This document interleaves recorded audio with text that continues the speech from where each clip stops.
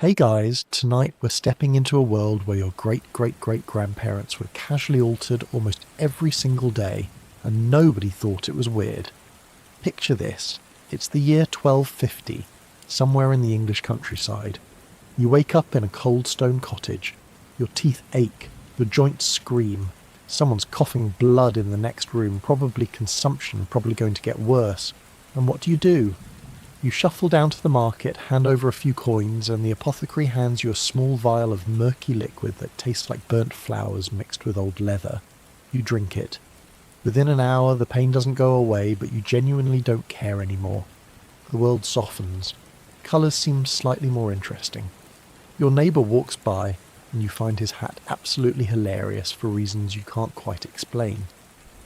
Welcome to medieval pharmacology, where being high wasn't a moral failing. It was just called taking your medicine.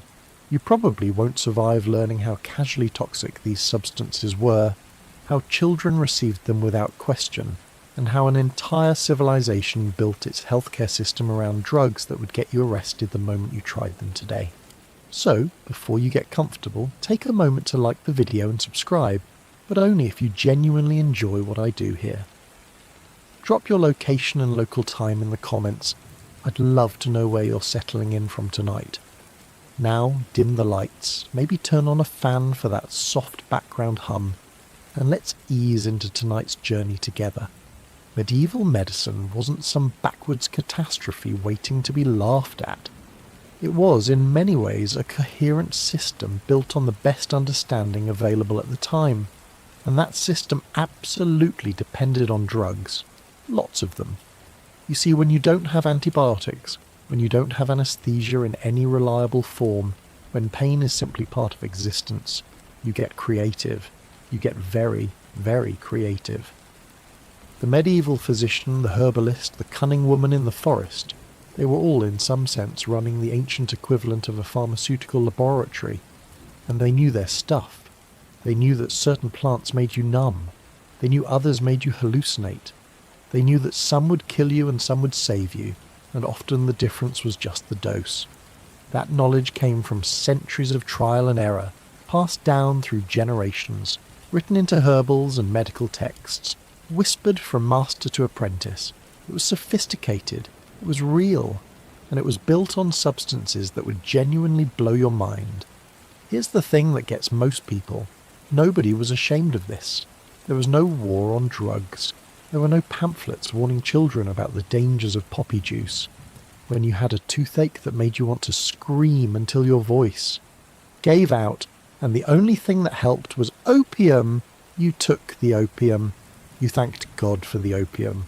You called it a miracle of creation, and you'd do it again tomorrow if the pain came back. Which it would, because medieval dentistry was basically just wait for the tooth to fall out or have someone yank it with pliers. The pleasure, the altered consciousness, the softening of reality, these were bonuses. Side effects that nobody minded because the main effect was that your suffering got bearable. And this matters because it changes how you understand the entire period.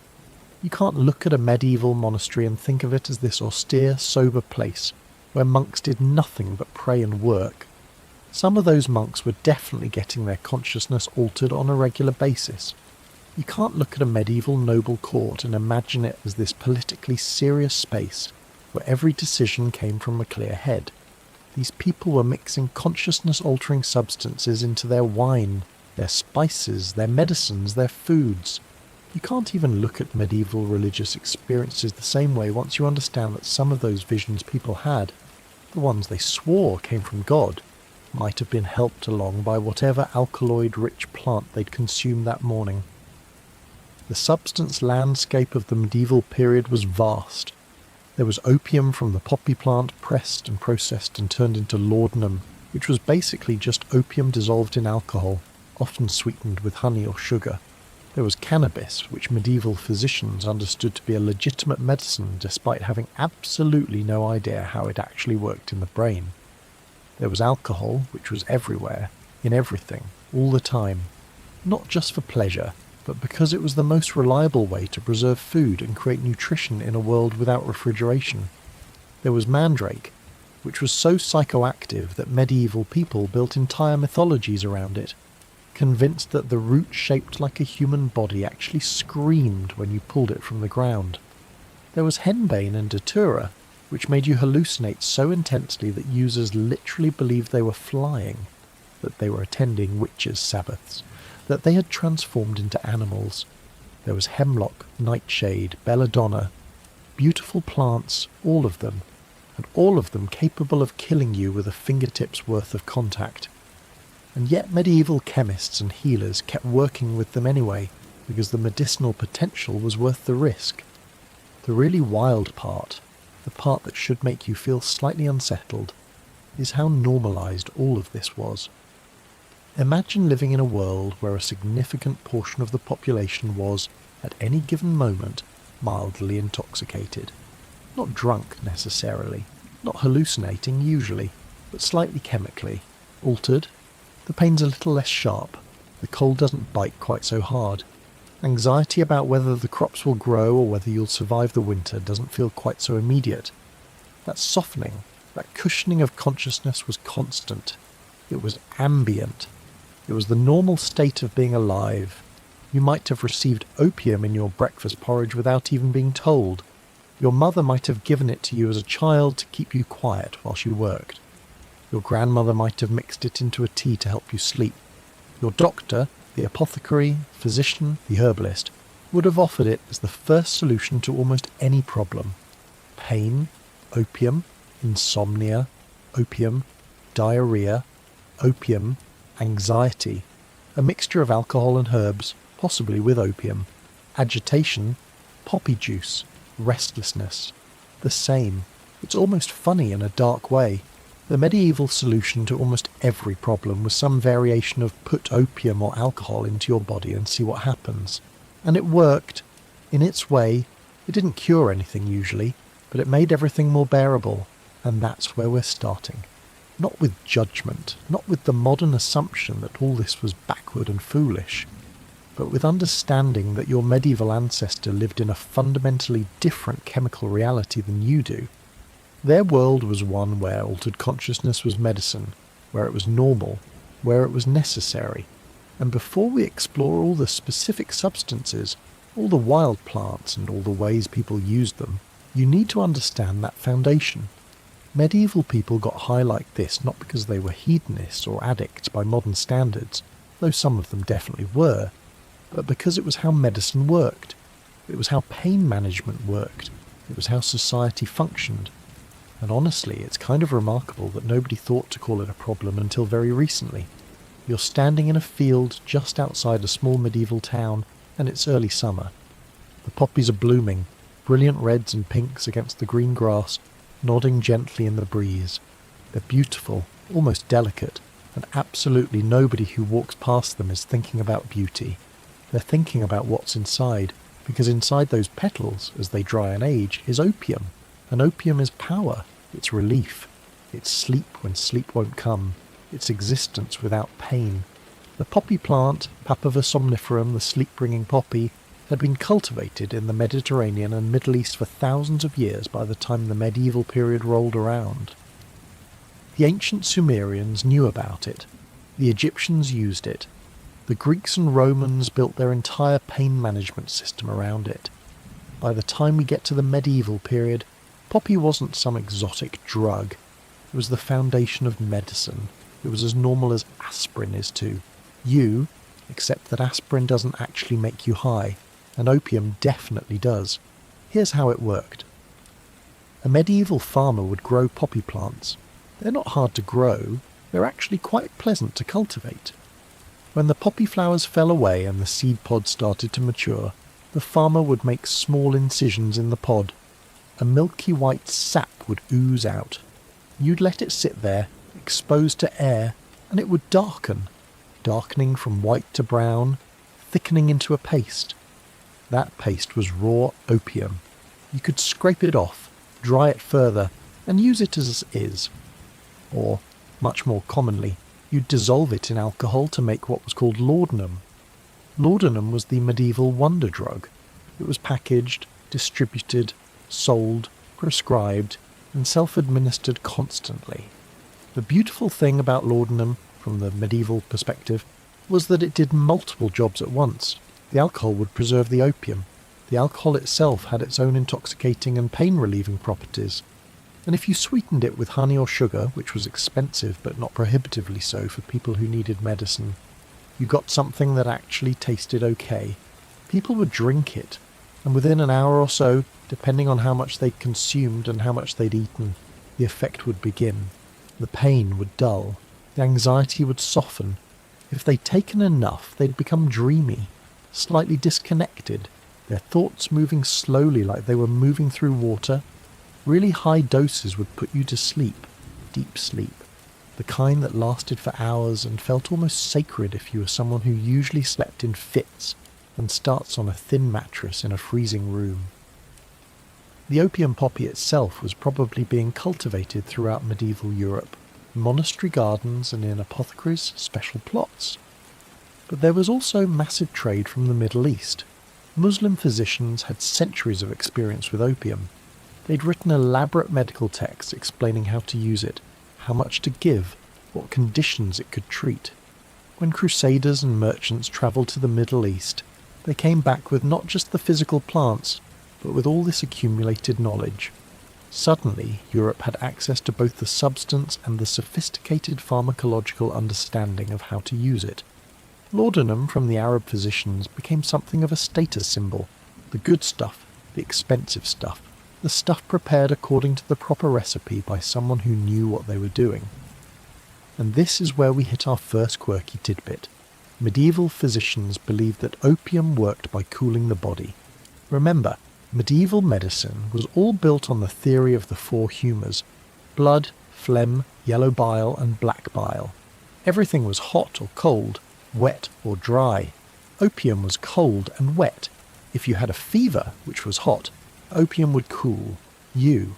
If you had inflammation, hot, opium would cool you. If you had pain, which was thought to involve an imbalance in heat, opium would cool you.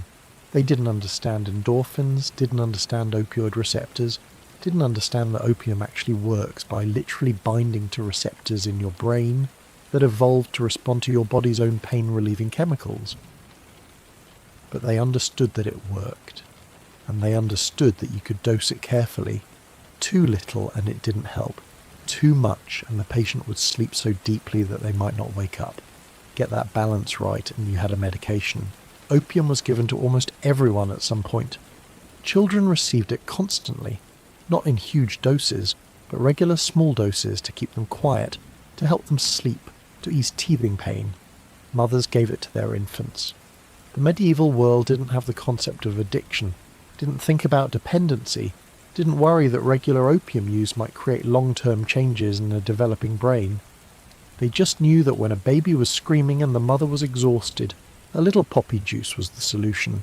A few drops in the mouth and the baby would calm down, fall asleep, sleep through the night, and everybody benefited.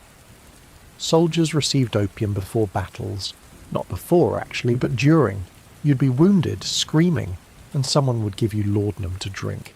It would reduce the pain enough that you could function, could continue fighting, or could at least not die from shock and suffering, while they dealt with the immediate crisis. Physicians gave opium to patients before surgery, such as it was in the medieval period. If they needed to set a bone or lance a boil or do something that involved deliberately causing pain, they'd give laudanum first. You'd drink it, and within an hour you'd be in a dreamy state where the pain of the procedure didn't seem quite real. You might not even remember it clearly afterward. The nobility were particularly enthusiastic about laudanum, not just for medical purposes, though obviously for those too, but because the wealthy could afford to keep a supply on hand and use it more liberally. A noble might have a servant bring them laudanum in the evening to help them sleep. They might use it to get through anxiety before an important negotiation. They might give it to each other as a gift. Here, I've acquired the finest laudanum from Venice. You must try it. There's even evidence that some nobles started using it recreationally, taking more than they actually needed just to experience the altered state. Historians still argue whether the medieval aristocracy constituted anything like a drug-using subculture, but the evidence suggests at least that some of them were definitely using opium for reasons other than straightforward pain relief. The apothecaries, the people who made and sold laudanum, became wealthy and respected. They had to be skilled. They had to know how to extract opium properly, how to combine it with alcohol, how to store it so it didn't degrade. They had to know dosing. They became part chemist, part doctor, part pharmacist, and they were in demand constantly. Every town of any size had an apothecary. Every noble had access to someone who could provide laudanum. And the substance moved through the supply chains of medieval Europe like an invisible river. You could trace the history of medieval trade partially through the flow of opium, coming from the Middle East, moving through Venice and other trading cities, spreading up into the rest of Europe. But here's the thing that really gets you when you think about it. Medieval people didn't understand addiction the way we do. Or rather, they knew it existed. They knew that some people kept taking opium beyond what was necessary, that some people craved it intensely if they tried to stop. But they didn't have a moral or legal framework to condemn it. If you were addicted to opium, well, you'd need your opium. That was just how it was. It wasn't a moral failing. It wasn't a legal problem. It was just another aspect of human suffering, something you accepted and managed as best you could. And if you had the money to keep yourself supplied with laudanum, then that was just your life. You existed in a state of mild to moderate opium intoxication, and everything you did was filtered through that lens. The physical experience of opium intoxication, even if people back then wouldn't have called it that, was remarkably similar to what people experience today. You drink the laudanum and wait for it to hit.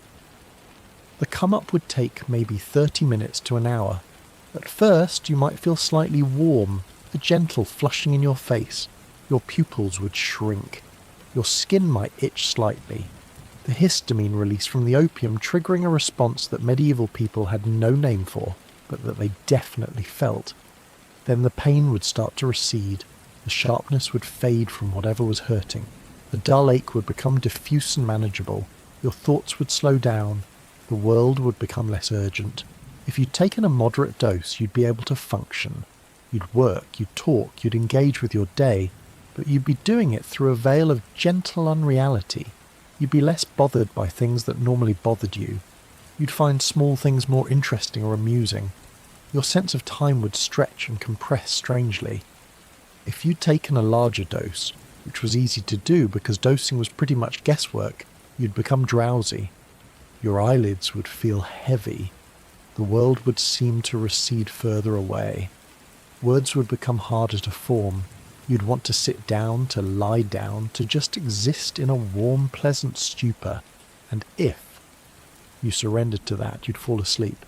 That sleep would be deep, genuine, restful in a way that sleep on a lumpy straw mattress in a cold room usually wasn't.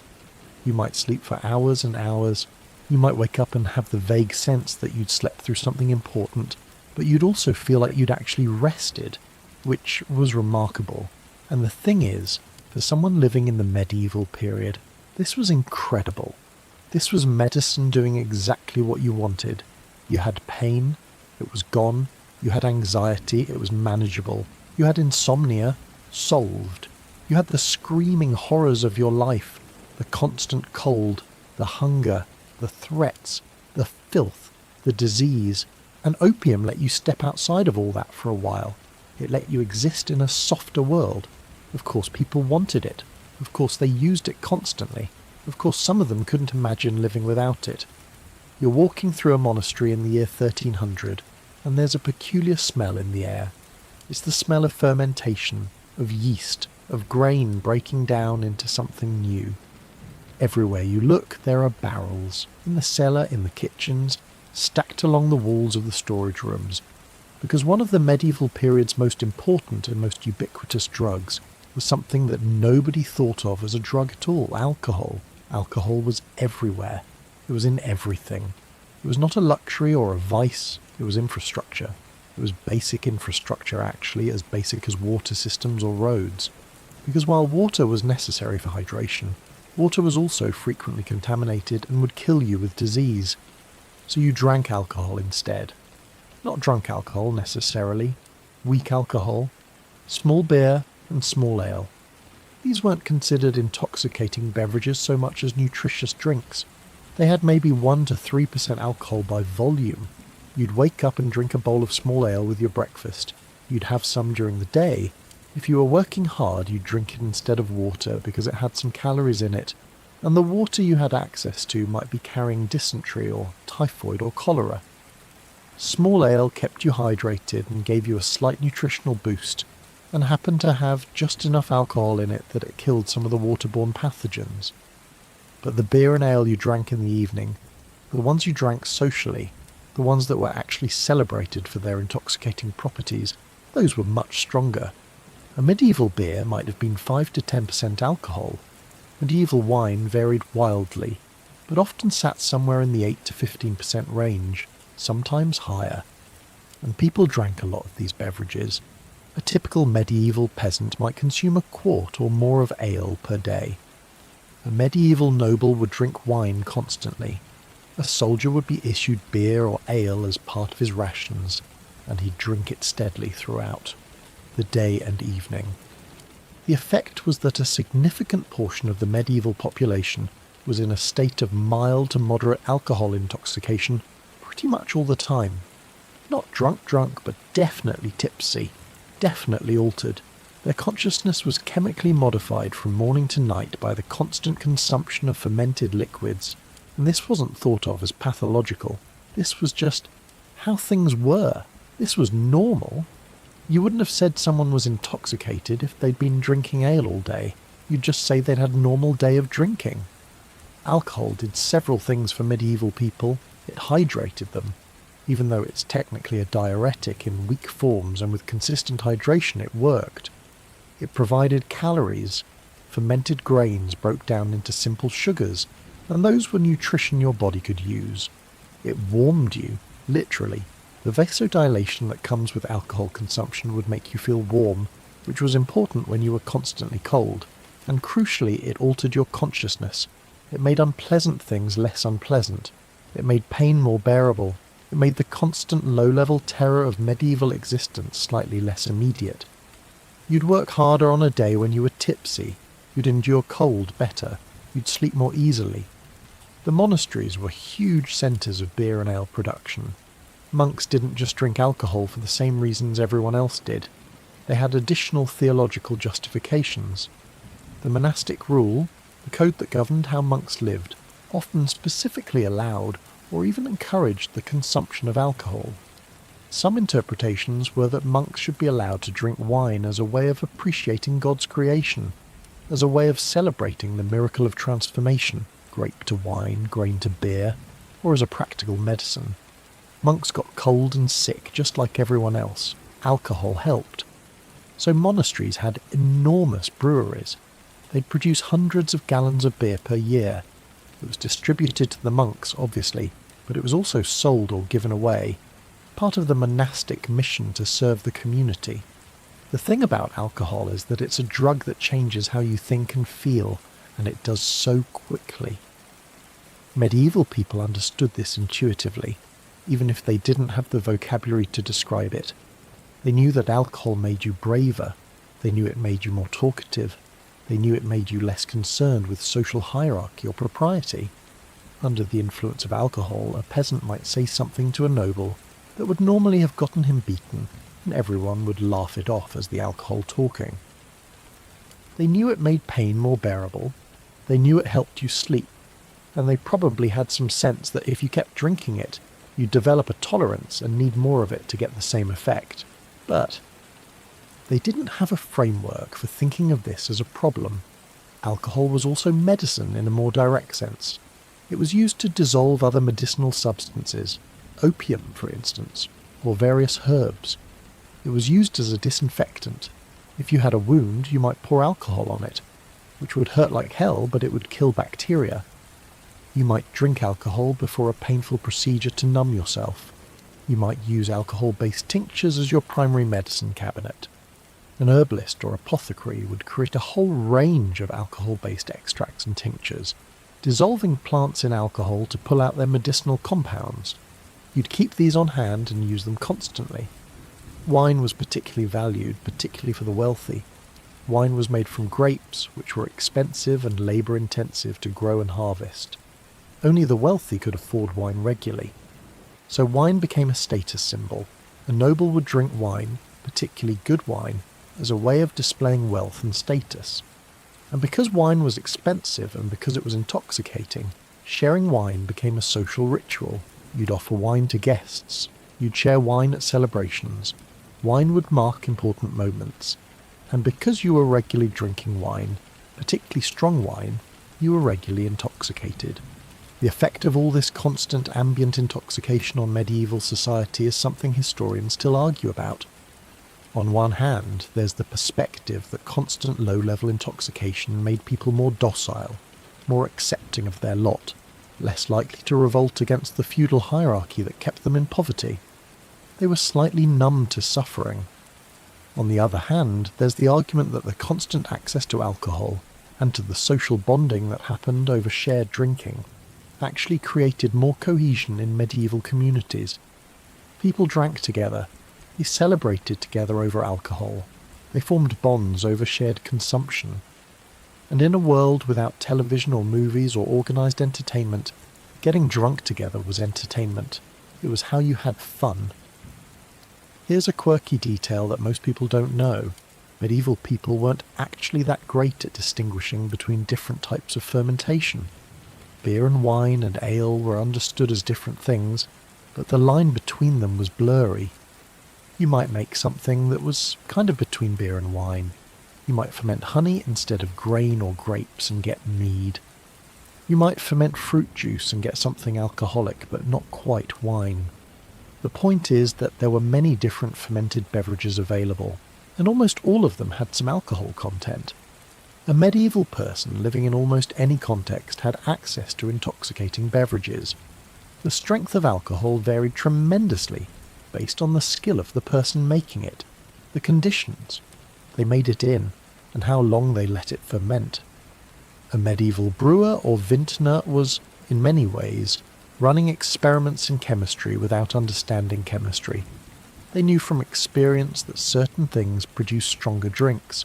They knew that warmer conditions might help fermentation happen faster or more thoroughly. They knew that the type of grain or fruit mattered. They were developing sophisticated brewing and winemaking techniques through trial and error. Some of the medieval ales and wines they produced were probably genuinely quite good.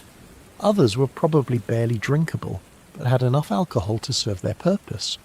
And the purpose was very real. Alcohol worked. It solved problems. It made life more bearable. It provided nutrition. It was medicine. It was food. It was social glue. It was anesthetic. When you had it available, you used it. And when you used it regularly, you became dependent on it, though nobody thought of it that way. You just needed your ale. Your body had become accustomed to it. The world felt right with alcohol in it and wrong without it. But this wasn't seen as a problem. It was seen as normal. One of the really wild things about medieval alcohol culture is that children participated fully.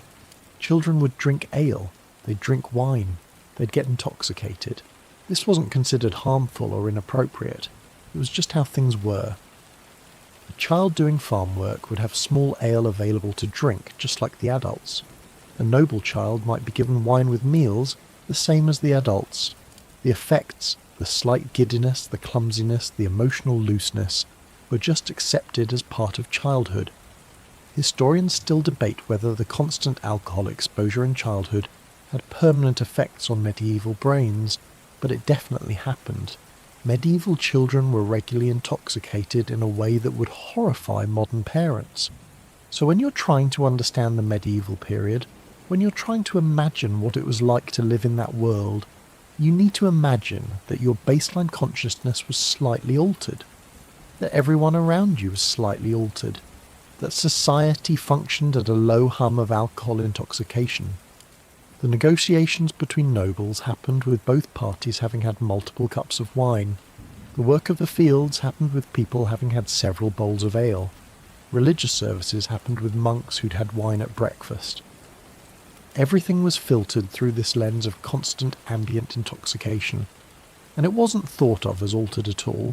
It was just normal consciousness for the medieval world. You're in a medieval herbalist shop on a grey afternoon, and the herbalist is showing you something in the back, something that requires a certain kind of careful explanation. It's a jar containing a twisted, knotted root. It looks almost human, as if someone took a tiny person and shrank them down to the size of your hand, arms akimbo, legs spread. The root is brownish, pale in places, weathered looking. The herbalist looks at you solemnly and says, "Don't dig this one up yourself. If you hear it scream, it'll kill you." That root is mandrake, and the medieval mythology around it is one of the most fascinating things about medieval drug culture. Because mandrake, mandragora in the scholarly texts, but mandrake to regular people, was real. It's a real plant. It's really psychoactive, and the medieval understanding of it was part genuine pharmacology and part pure folklore, woven together so tightly that it's sometimes hard to tell where one ends and the other begins. Mandrake grows throughout the Mediterranean and Middle Eastern regions. The plant has broad leaves and small purple flowers and produces fruit that looks like little apples. But what people cared about was the root. The root of the mandrake plant contains tropane alkaloids, compounds that profoundly affect the central nervous system. They can cause hallucinations, they can cause delirium, they can cause physical sensations that feel completely real but aren't, and they can kill you if you take too much. The line between medicinal and lethal is narrow. The line between therapeutic and dangerously hallucinogenic is even narrower. Medieval people knew all of this, even if they couldn't articulate it in modern chemical terms. They knew that mandrake root was powerful.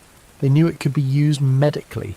There are medieval medical texts that describe using mandrake for pain relief, for inducing sleep, for treating various ailments. But they also knew it was dangerous, and that's where the mythology comes in. The idea was that the mandrake root, because of its humanoid shape, was actually a tiny person living in the earth.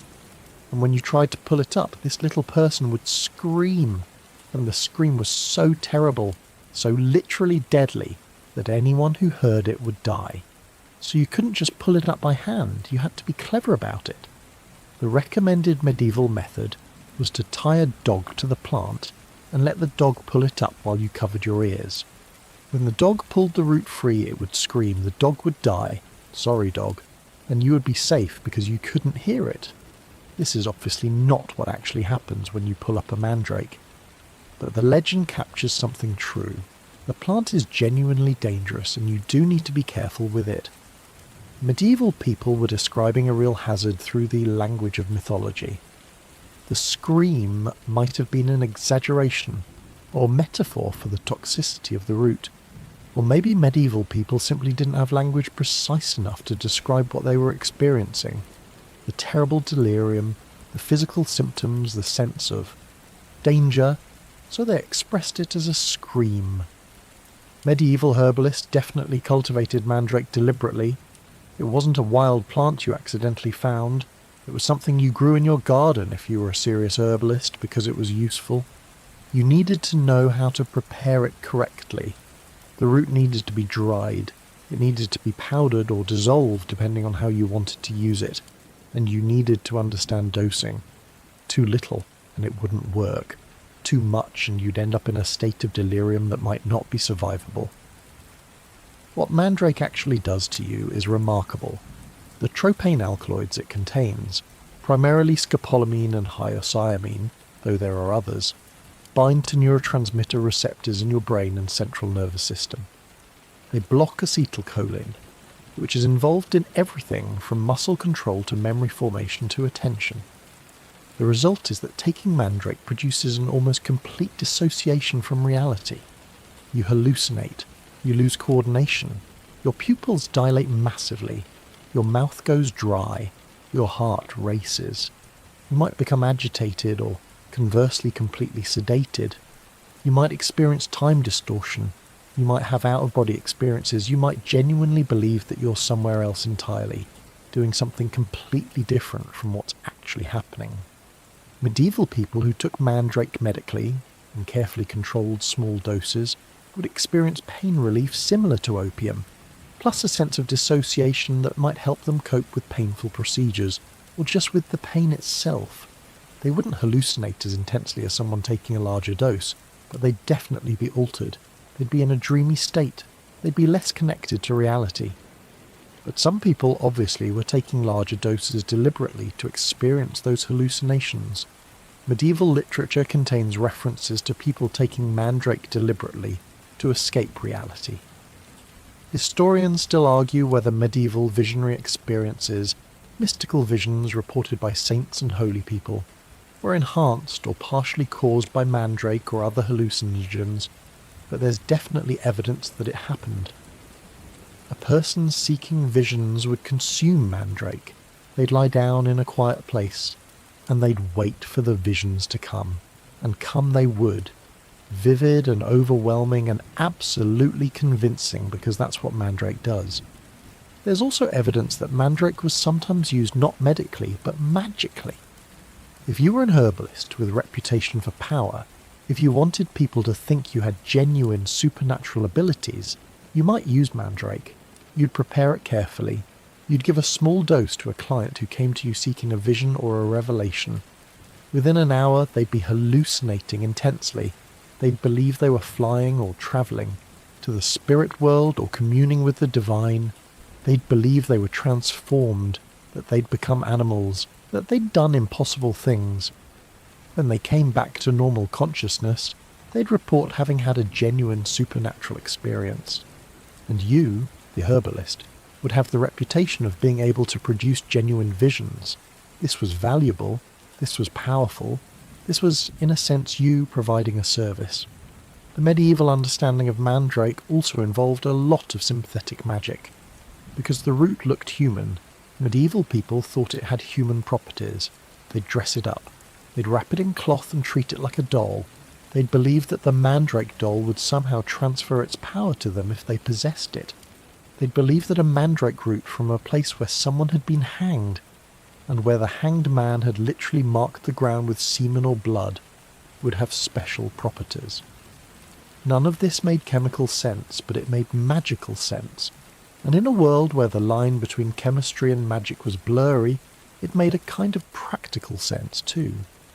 If you believed the mandrake doll gave you power, and that belief made you more confident, then you did have more power in a sense. The power came from your belief, not from the plant, but the effect was the same. Mandrake shows up in medieval literature constantly, is referenced in medical texts, in magical grimoires, in legal cases where someone's been accused of using mandrake to poison someone else or to bewitch them. There's evidence that medieval magicians and cunning folk kept mandrake as a tool of their trade. There's evidence that medieval physicians prescribed it and understood how to dose it. And there's evidence that medieval people definitely believed in the mythology strongly enough that the belief itself became part of the effect. If you believed mandrake was dangerous and powerful and you took it, then of course you'd have a more intense experience. Your expectation would shape your perception of the drug's effects. The real horror of mandrake, and this is where it gets genuinely dark, is that it's genuinely toxic in ways that are hard to predict. The tropane alkaloid content varies by season, by where the plant is grown, by which part of the plant you're using. Medieval people didn't know this. They had to guess at dosing, and sometimes their guesses were wrong. Someone would take mandrake and end up in a state of delirium that lasted for hours or days. Their heart would race so dangerously that they might actually die. They'd experience such complete dissociation that they'd hurt themselves and not notice it. There are medieval accounts of people taking mandrake who essentially went insane, not temporarily but for hours or days, in a way that was indistinguishable from genuine madness. Some people died, and the medieval response was generally to accept this as the risk of working with such powerful substances. What's really fascinating is how the mandrake mythology actually preserved important knowledge. The story about the scream killing you, that was essentially a way of saying this plant is dangerous and you need to treat it carefully. The story about the humanoid shape giving it human properties, that was a memory aid, a way of saying this plant is special, unique, not like other plants. The recommendations about preparation and dosing wrapped in magical language, those actually contained practical information. Medieval culture was encoding pharmacological knowledge in the language of myth and magic because that was the most memorable way to transmit it. And the mandrake doll, the dressed-up root kept as a magical object, that might have actually had a practical purpose. If you had a mandrake root that you wanted to preserve, wanted to keep active, you might keep it wrapped and cared for. You might store it carefully. You might keep it in your sacred space next to your other valuable objects. And the folklore about the doll having power was a way of saying, this is valuable, this is important, treat it with respect, don't waste it, don't give it to just anyone. Magical language, in other words, was a way of controlling access to a dangerous substance. You're moving deeper into medieval pharmacology now, and we're getting into the really strange territory. You're in the garden of a wise woman, a hedge witch, someone with a reputation for knowing plants and knowing how they work, and she's showing you something truly alarming. She's pointing out plants that look innocuous enough, leafy plants with pretty purple flowers, berries that look almost appetizing. She's explaining in a calm voice that these plants will make you believe things that absolutely aren't true. These plants will make you think you can fly. These plants will make you think you're an animal. These plants will make you see things that aren't there and forget things that are. These are the nightshade alkaloids, henbane, datura, belladonna, and they are genuinely among the scariest substances that medieval people casually worked with. Because unlike opium, which is comparatively forgiving, or alcohol, which at least stays somewhat within predictable parameters, these plants are vicious, they're unpredictable, and they can absolutely, completely destroy your connection to reality in ways that can feel like genuine insanity.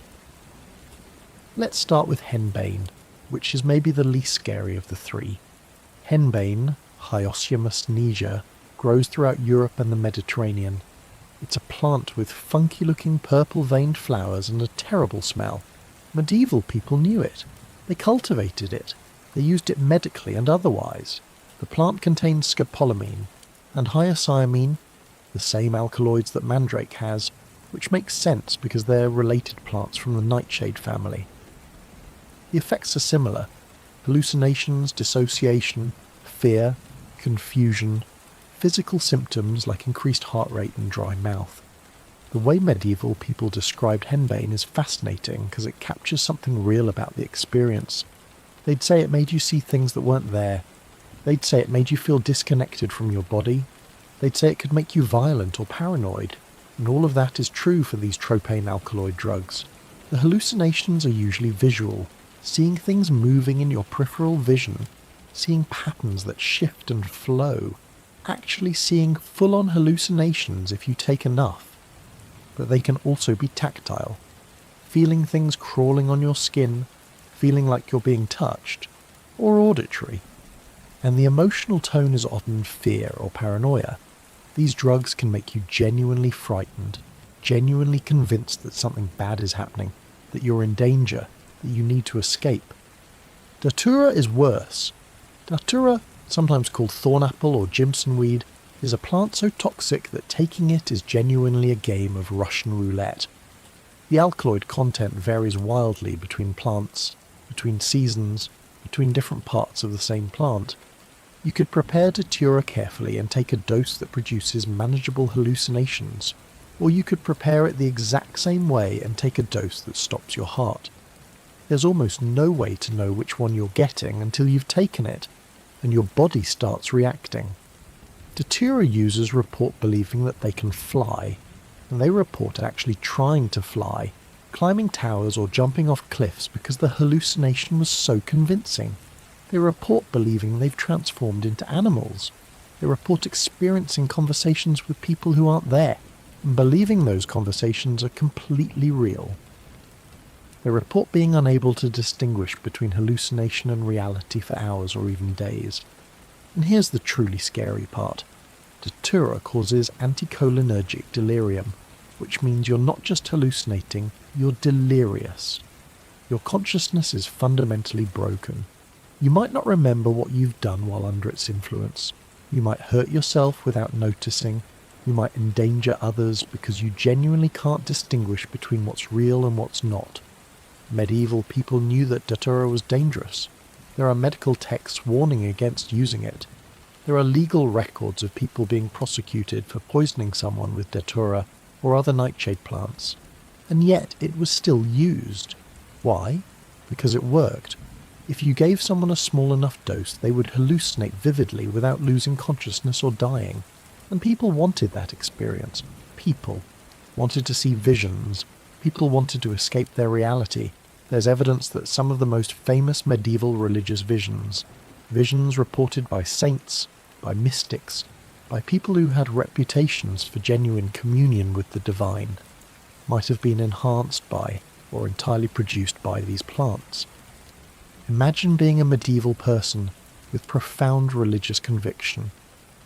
Imagine wanting desperately to experience God directly, to have a vision that proved your faith was justified. Now imagine having access to a plant that would produce absolutely convincing hallucinations. You'd take it. You'd prepare yourself spiritually and mentally. You'd take the plant. And within an hour you'd be experiencing things so vivid, so overwhelming, so absolutely convincing that they came from God. When you sobered up and reflected on the experience, you'd remember it as genuinely divine. And you'd tell others about it, and they'd believe you, and you'd become known as someone who had genuine visionary experiences. And maybe, just maybe, the plant itself facilitated something real, made you access parts of your consciousness that were genuinely spiritual or profound. Historians still argue whether medieval mystics were using these plants. The evidence is circumstantial, but the botanical evidence is solid. These plants grow in Europe. Medieval people knew about them. Medieval herbalists had them in their collections, and medieval literature contains descriptions of visions that sound a lot like hallucinogenic experiences. Whether the visions were caused by the plants or merely enhanced by them or completely independent of them is something that genuinely can't be determined anymore, but the possibility exists. Belladonna is maybe the most interesting because of how it was used, or rather how medieval people thought it was being used by witches. Belladonna, deadly nightshade, is genuinely toxic. It's beautiful, glossy green leaves and dark berries that look attractive, but it's also one of the most dangerous plants in Europe. The berries contain scopolamine and hyoscyamine, and they're potent. Medieval people knew that witches supposedly used belladonna to fly to witches' sabbaths, to transform themselves, to have supernatural powers. And here's where it gets interesting.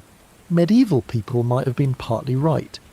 Belladonna contains tropane alkaloids that cause hallucinations and a sensation of weightlessness, of floating, of flying.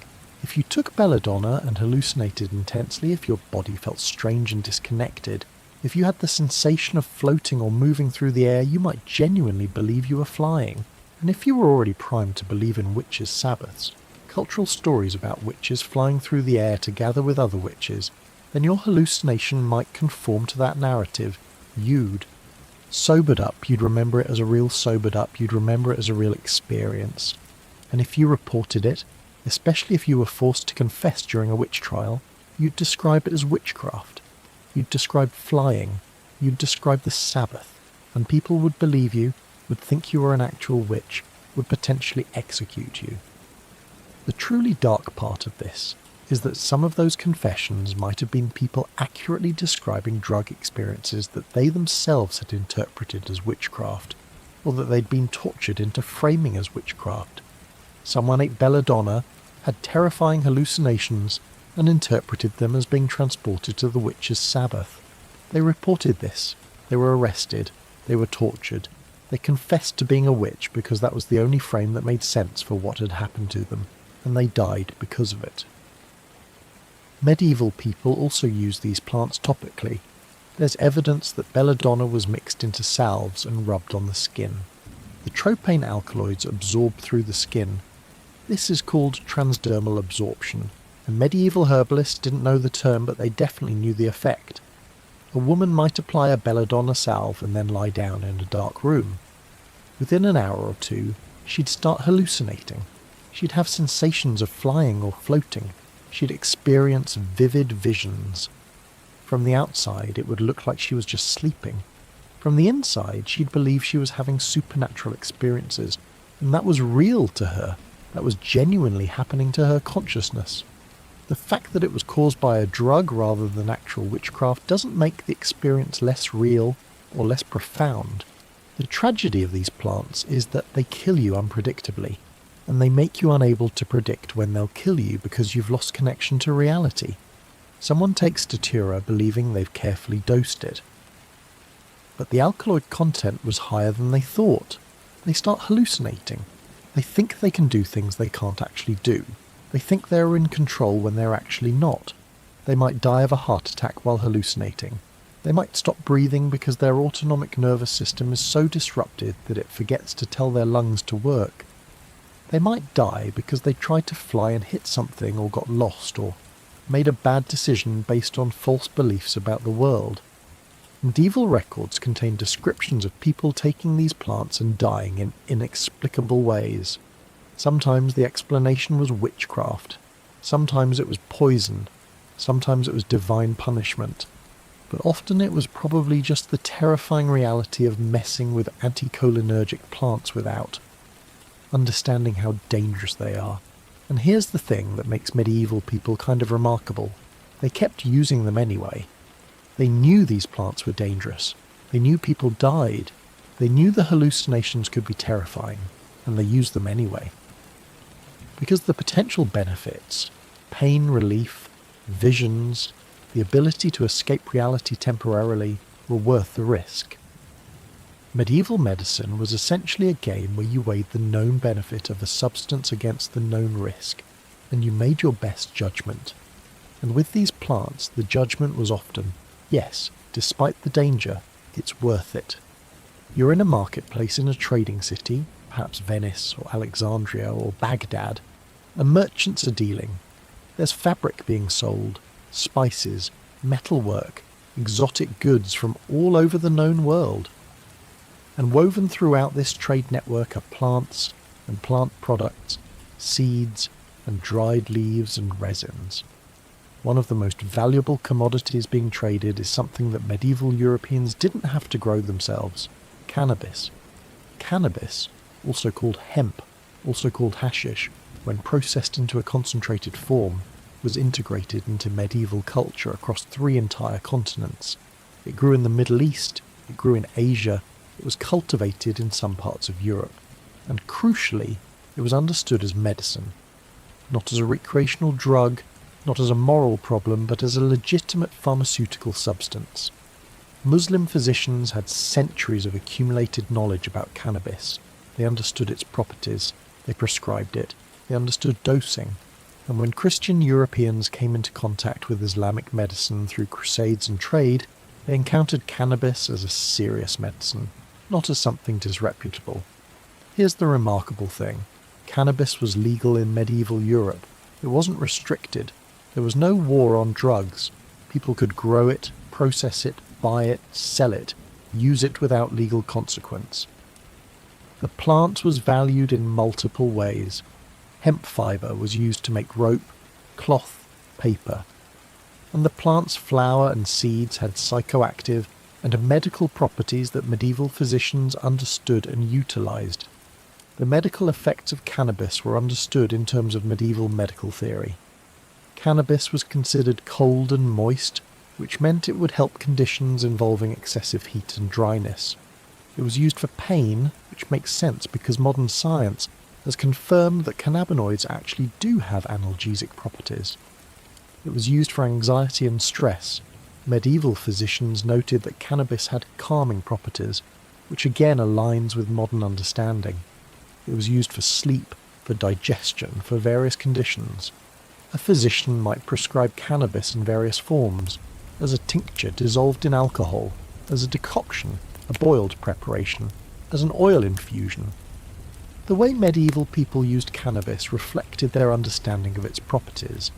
If they wanted a milder effect, they might take a single cannabis seed or a small amount of the flower. They understood that more would produce stronger effects. They understood that some people responded to it more intensely than others. They understood that you could build a tolerance if you used it regularly. They understood all of these things through observation and experience, even if they didn't have the molecular biology to explain why. There's a quirky detail that most people don't know. Some medieval herbalists and physicians used cannabis specifically because it was psychoactive, not in a recreational sense necessarily, but because the altered consciousness could be therapeutic. A patient with anxiety would be given cannabis to induce a state of calm and mild euphoria. A person with chronic pain would be given cannabis to shift their mental state so the pain was less psychologically oppressive. Someone with insomnia would be given cannabis to make sleep possible. The drug didn't cure the underlying condition, but it changed how the person experienced the condition. And for someone in medieval times, with limited options for pain management or anxiety relief, that was genuinely helpful. Medieval literature occasionally contains references to cannabis use. There are accounts of physicians using it, of people using it for pleasure, of it being integrated into social settings. It's not front and centre the way opium sometimes is, partly because opium was more famous and more universally valued, but also partly because cannabis is just less intense than some of the other substances we've talked about. It doesn't produce the dramatic hallucinations that mandrake or datura produce. It doesn't have the same obvious pain-relieving properties as opium. It's subtler. It's more of a gentle alteration than a dramatic transformation. But it was definitely there, and medieval people knew what it did. They knew it altered mood, reduced anxiety, made pain more bearable, produced mild euphoria, affected hunger and digestion, affected sleep. All of the things that modern people use cannabis for, medieval people were using it for too. The main difference is that there was no social shame around it, no legal consequence, no moral framework condemning it. It was just medicine. It was something you could use if you needed it, and if you wanted to use it for pleasure, that was probably fine too, though medieval sources don't make a big deal out of it. The trade in cannabis products, especially after processing into hashish in the Middle East, and then either consumed or further processed before being traded to Europe, was part of the larger medieval trade networks. Merchants would bring cannabis products back from the Crusades, from trading expeditions, from their contacts in Muslim-majority regions, and these products would be distributed through the apothecaries and physicians, becoming part of the standard pharmacological arsenal. What's interesting from a global perspective is that cannabis was simultaneously being used in medieval Europe, in the Islamic world, in Asia and in Africa, all with similar understanding of its medical properties and all with legal and social acceptance. This wasn't a plant that was condemned or restricted or seen as morally problematic. It was integrated into medical systems across multiple continents. Medieval people didn't have a concept of recreational drug use that was distinct from medical use the way we do. A substance either helped with something or it didn't. Cannabis helped with various things, so it was valuable. End of story. One of the things that strikes you when you study this period is how pragmatic medieval people were about psychoactive substances. They didn't have a moral panic about them. They didn't think using them was evidence of moral corruption or weakness. They understood that these substances had effects, that those effects could be useful, and that their job was to figure out how to use them safely and effectively. When someone got hurt using them, when someone overdosed, when someone had a bad reaction, that was unfortunate, but it wasn't grounds for condemning the entire substance class. It was just risk management. The medical text preserved knowledge about cannabis. You can find references in herbals from various medieval sources, Islamic texts that were sometimes translated into Latin, European herbals that drew on Islamic knowledge, and the information is fairly consistent. Cannabis has certain properties, produces certain effects, is useful for certain conditions. Use it in appropriate amounts. Be aware that it affects different people differently. Don't use too much or you'll have too strong an effect. Cannabis also shows up in the context of Islamic mysticism. Sufi mystics sometimes used cannabis as part of their spiritual practice, to alter consciousness in ways that they believed facilitated spiritual experiences or communion with the divine. This wasn't seen as disrespectful or unspiritual. It was seen as another tool for accessing divine truth. And that perspective, that cannabis could facilitate spiritual experiences might have influenced how medieval Europeans thought about it too. Even in Christian contexts, there's some evidence that cannabis was sometimes used to facilitate visionary experiences, though this is less documented than it is for mandrake or other plants. The really remarkable thing is that cannabis persisted into the modern period without becoming controversial.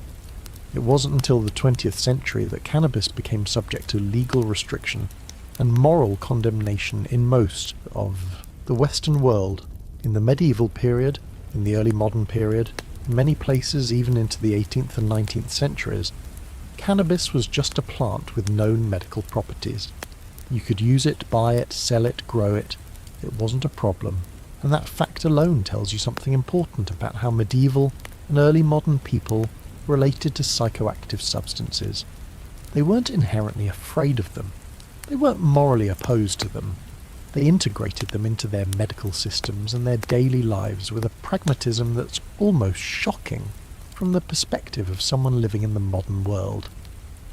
You're in a medieval apothecary's workshop, and the air is thick with the smell of chemicals and dried plants. On the shelves are bottles and jars and dried herbs arranged with meticulous care. But some of those jars contain things that are genuinely scary. Some contain plants so toxic that a fingertip of contact with them can kill you. Some contain preparations so dangerous that medieval physicians approached them with something approaching religious reverence. Hemlock, nightshade, belladonna, aconite.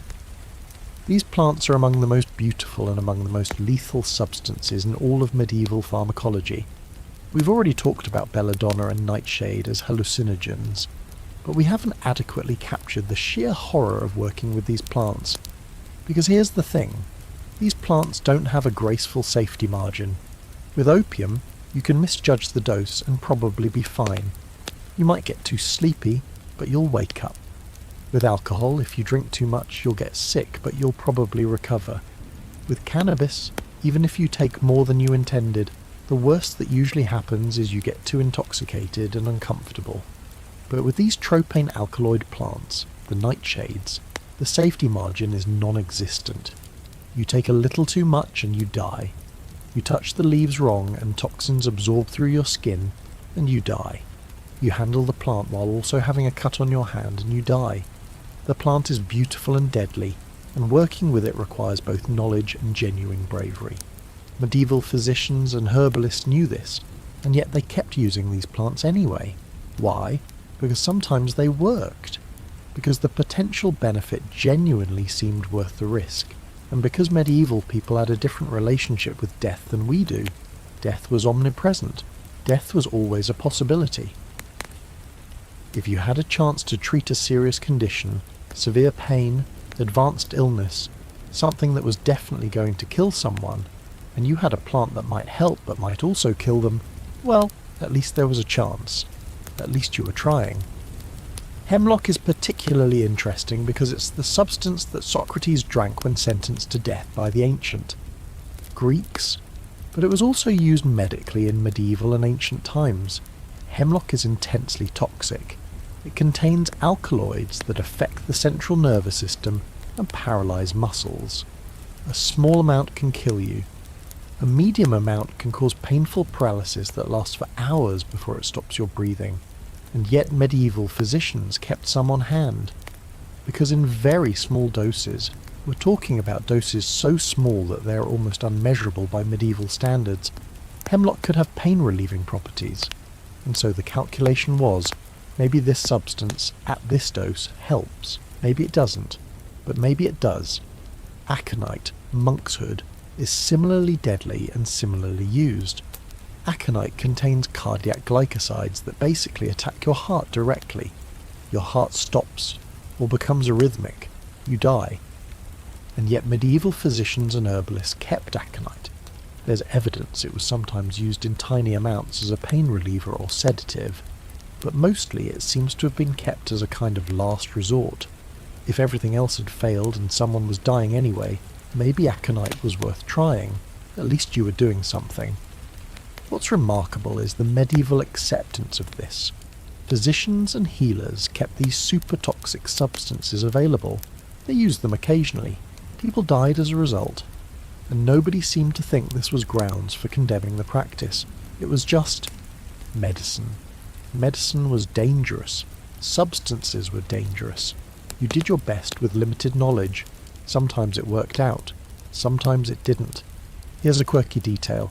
Medieval physicians sometimes prepared these toxins in extremely dilute forms, almost homeopathic in their dilution.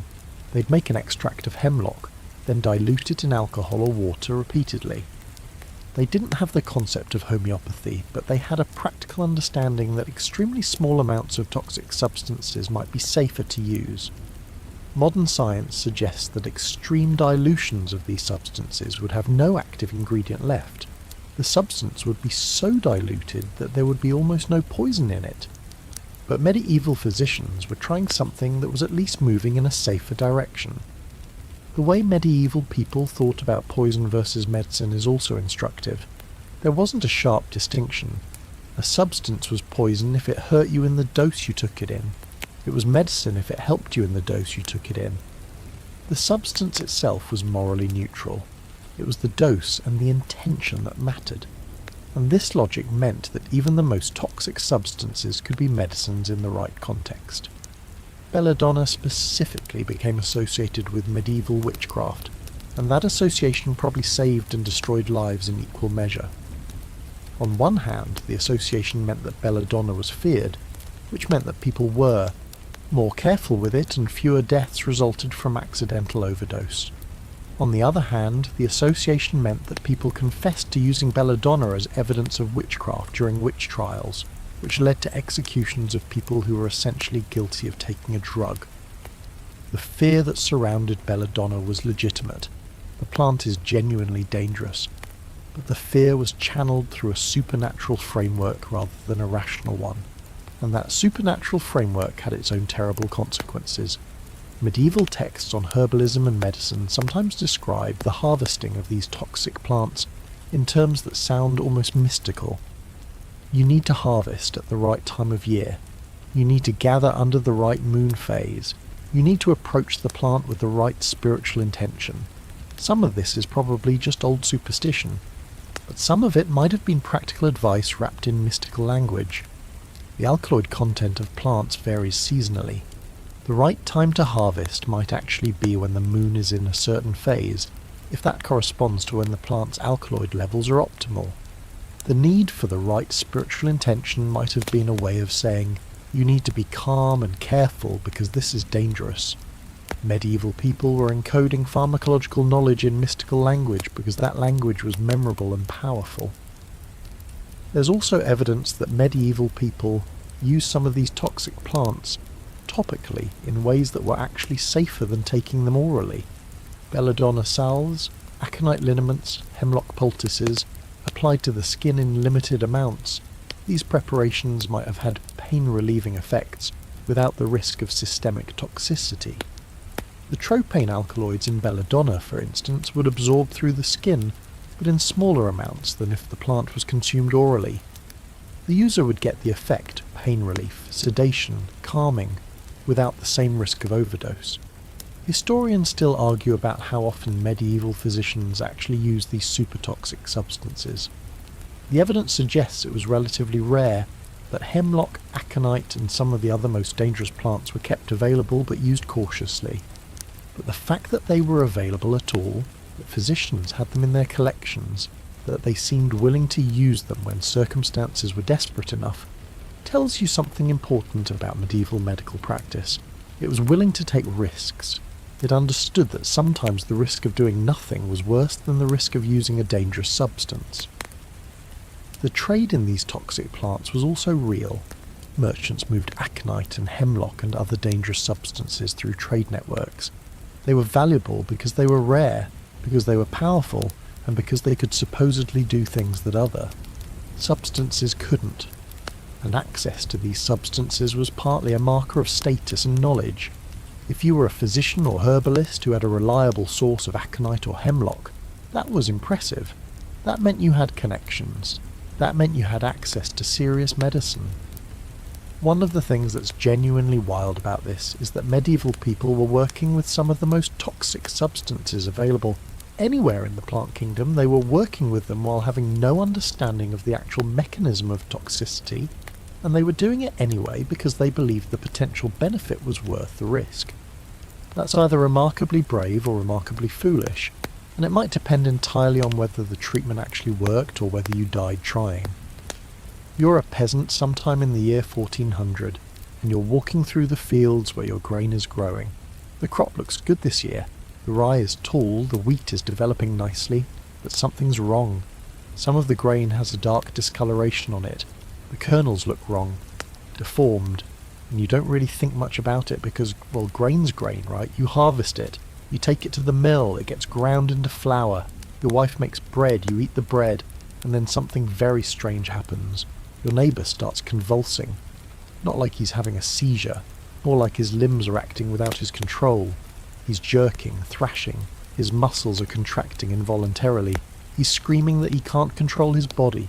Within hours, half the village is experiencing the same thing. People are contorting. People are having uncontrollable muscle spasms. Some of them are dying, and nobody understands why. Some people think it's a curse. Some think it's divine punishment. Some think witchcraft is involved.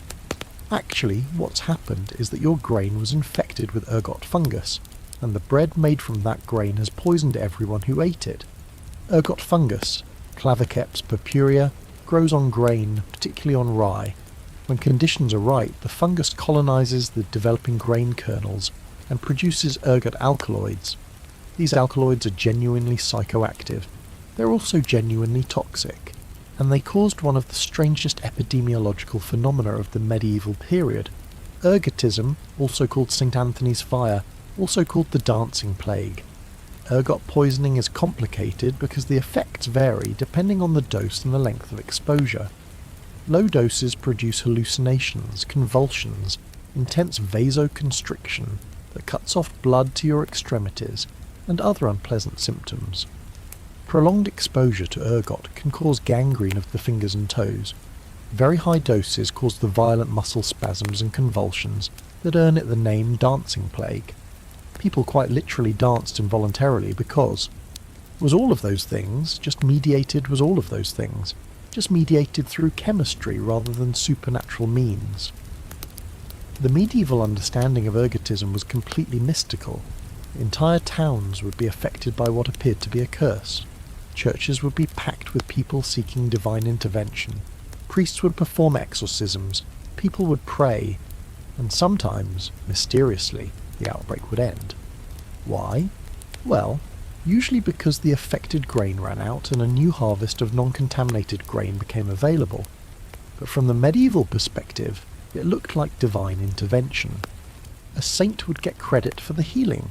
A shrine would become famous, and medieval people would develop increasingly elaborate explanations involving demons, witchcraft, and divine punishment.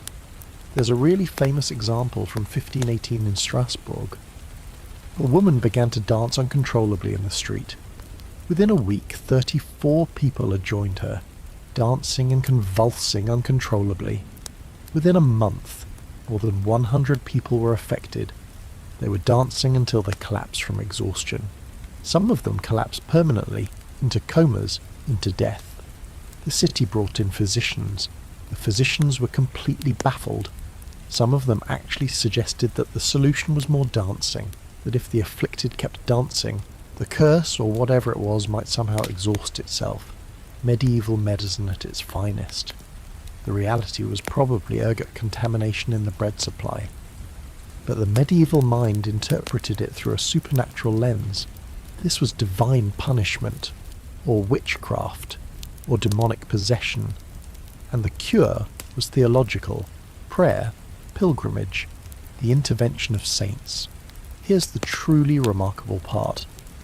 Ergot fungus contains ergotamine and other alkaloids that are the chemical precursors to LSD. Medieval people were experiencing LSD-like trips, visual distortions, hallucinations, extreme states of consciousness, without having any idea what was causing them. They interpreted these profound mental alterations through a religious or magical lens. They experienced them as supernatural, and their interpretation became part of medieval culture and folklore. There's a scholarly debate about whether ergotism might have actually shaped medieval religious experiences, whether some of the famous visionary experiences reported by medieval saints might have been enhanced by ergot contamination, whether some of the most famous medieval outbreaks of religious fervour or mystical experience might have actually been ergot poisoning. And the evidence is circumstantial but suggestive. Ergot thrives in certain climates and in certain seasons. Medieval Europe experienced periodic grain contamination. Medieval people experienced periodic outbreaks of unexplained collective psychosis. The two sometimes line up. Did ergot cause the mystical experiences? Definitely sometimes. Could it have shaped religious history? Almost certainly. What's wild is that medieval people slowly became aware that this had something to do with the grain itself. Not that they understood the fungus or the chemistry, but they noticed that certain years the disease was worse, and those were years when the grain looked discoloured or deformed. Some regions got good at identifying affected grain and separating it out. Some grain traders deliberately mixed contaminated and uncontaminated grain to stretch their supply, which had the side effect of poisoning whoever ate it. And some regions experienced recurring ergotism outbreaks because they had particular grain storage and handling practices that encouraged fungal growth. The medications that medieval physicians prescribed for ergotism were probably useless or harmful. They didn't understand the cause, so they couldn't address the actual problem. But some of the things they recommended, like getting the affected person to rest, to stop the compulsive dancing, to lie down, might have inadvertently helped. The real cure was discontinuing consumption of the contaminated grain. And once that happened naturally through the new harvest, the outbreak would end. Medieval people attributed the healing to divine intervention, or to the efficacy of prayers, or to the power of saints. The shrine would become famous. Pilgrims would travel to the shrine. They'd leave money and offerings, and the shrine would prosper. In some cases, this led to the perpetuation of the cult of saints, who supposedly cured ergotism. And people would make pilgrimages to these shrines even after the ergot outbreaks had ended, maintaining faith in the saints' power even after the actual chemical cause of the disease had presumably been eliminated. There's also evidence that medieval people sometimes deliberately encouraged ergot growth in order to harvest the ergot-contaminated grain and use it for its psychoactive properties. This is speculative, but there are references in some medieval sources to people seeking out grain with specific kinds of contamination, and the possibility exists that they were doing this to access ergot's psychoactive alkaloids. If true, this would mean medieval people were deliberately poisoning themselves with ergot to get high, which is almost unimaginably dark but not actually inconsistent with what we know about medieval attitudes towards psychoactive substances. The legacy of ergotism in medieval Europe is weird and complicated. It caused suffering, it caused deaths, it caused entire villages to descend into apparent madness. It was terrifying. And yet it also shaped medieval culture and religious experience, some of the most. Famous religious visions and divine interventions in medieval history might have been ergot poisoning. Some of the most important shrines might be there because of ergot. Some of the medieval understanding of the divine might have been influenced by the involuntary mystical experiences produced by ergot contamination. The truly remarkable thing is that medieval people had no way to understand what was happening. They were being exposed to extremely powerful psychoactive chemicals, and they were interpreting the experience through the only framework they had, theology and superstition. And that framework, while scientifically wrong, was internally coherent and allowed them to make some sense of experiences that would otherwise be completely inexplicable. You're in a monastery in the late afternoon, and the monks are gathering for vespers. The air is thick with smoke, not from cooking fires, though that's happening in the kitchens. This smoke is aromatic. It's coming from the incense being burned during the service. The monks are chanting, their voices rising and falling in complex harmonies, and the incense is curling through the stone arches of the church. The smoke is frankincense, perhaps mixed with myrrh or other resins. It smells holy, it smells sacred, and it's also, quite definitely, putting the monks into an altered state of consciousness. Incense is one of the most interesting substances in medieval culture because it operates in a space between the sacred and the chemical. Medieval monks and priests used incense constantly. They burned it during services. They burned it in their private spaces. They burned it to mark sacred moments. And they did this partly because incense smelled good, partly for symbolic and religious reasons, but also, though this probably wasn't conscious, because the compounds in burning incense have psychoactive effects. The most common incense materials used in medieval Europe were frankincense, from the boswellia tree, myrrh, from the commiphora tree, and various other aromatic resins imported from the Middle East and Africa. When you burn these resins, they release volatile compounds into the air. People inhale these compounds. Some of them have pharmacological effects. Frankincense contains boswellic acids and other compounds. Some of these might have mild psychoactive properties, though the research on this is limited. But what frankincense definitely does is create a thick aromatic smoke that has a physical presence. You're inhaling smoke all throughout a long church service. You're breathing in compounds that have at least some chemical activity. Combined with the chanting, the candlelight, the architectural grandeur of the church, the spiritual expectation, the fasting that many monks engaged in, you're creating a context where psychoactive effects, even if they're mild, would be amplified. By psychological factors, there's a famous account from medieval sources of monks becoming intoxicated or euphoric from incense use. Not completely incapacitated, but definitely altered. They'd be chanting and praying and the incense would be thick, and they'd find themselves in a state of profound calm, of spiritual openness, of feeling like they were genuinely communing with the divine. Historians still argue whether this was the actual chemical effect of the incense or whether it was psychological. The expectation of spiritual experience combined with fasting, sensory deprivation, repetitive chanting, and the authority of religious ritual. But the bottom line is that medieval monks were probably getting mildly intoxicated regularly as part of their religious practice, and they weren't doing it deliberately, or at least not consciously. The thing about incense is that it's so normalized, so integrated into religious practice, that nobody thinks of it as a drug. It's just incense. It's part of the liturgy. But the physical reality is that you're burning substances that have chemical properties, and you're deliberately exposing yourself to the smoke. From a certain perspective, burning incense and inhaling the smoke is basically inhalation of a substance with pharmacological effects.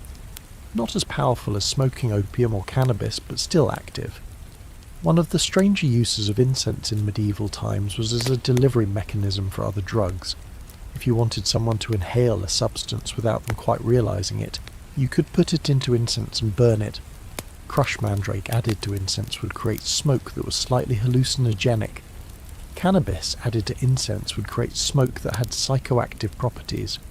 Various resins with their own active compounds would combine, and the whole thing would be framed as sacred, as part of religious practice. There's evidence that some medieval churches used special incenses that had stronger psychoactive properties than the standard frankincense and myrrh. There are references in some historical sources to incenses that produced visions, that made people euphoric, that induced spiritual experiences. Were these deliberately formulated? Were people intentionally creating modified incenses with stronger psychoactive effects? The evidence is circumstantial, but it's suggestive. If you were a medieval church leader and you wanted people to have profound spiritual experiences, one way to do that would be to use incense that had stronger psychoactive effects. The trade in incense materials was also a significant part of medieval commerce. Frankincense and myrrh came from the Arabian Peninsula and Africa. They were expensive. They were luxuries. Having the means to burn good incense regularly was a marker of wealth and status. A wealthy monastery could burn expensive frankincense constantly. A poor parish church might burn cheaper substances or use less.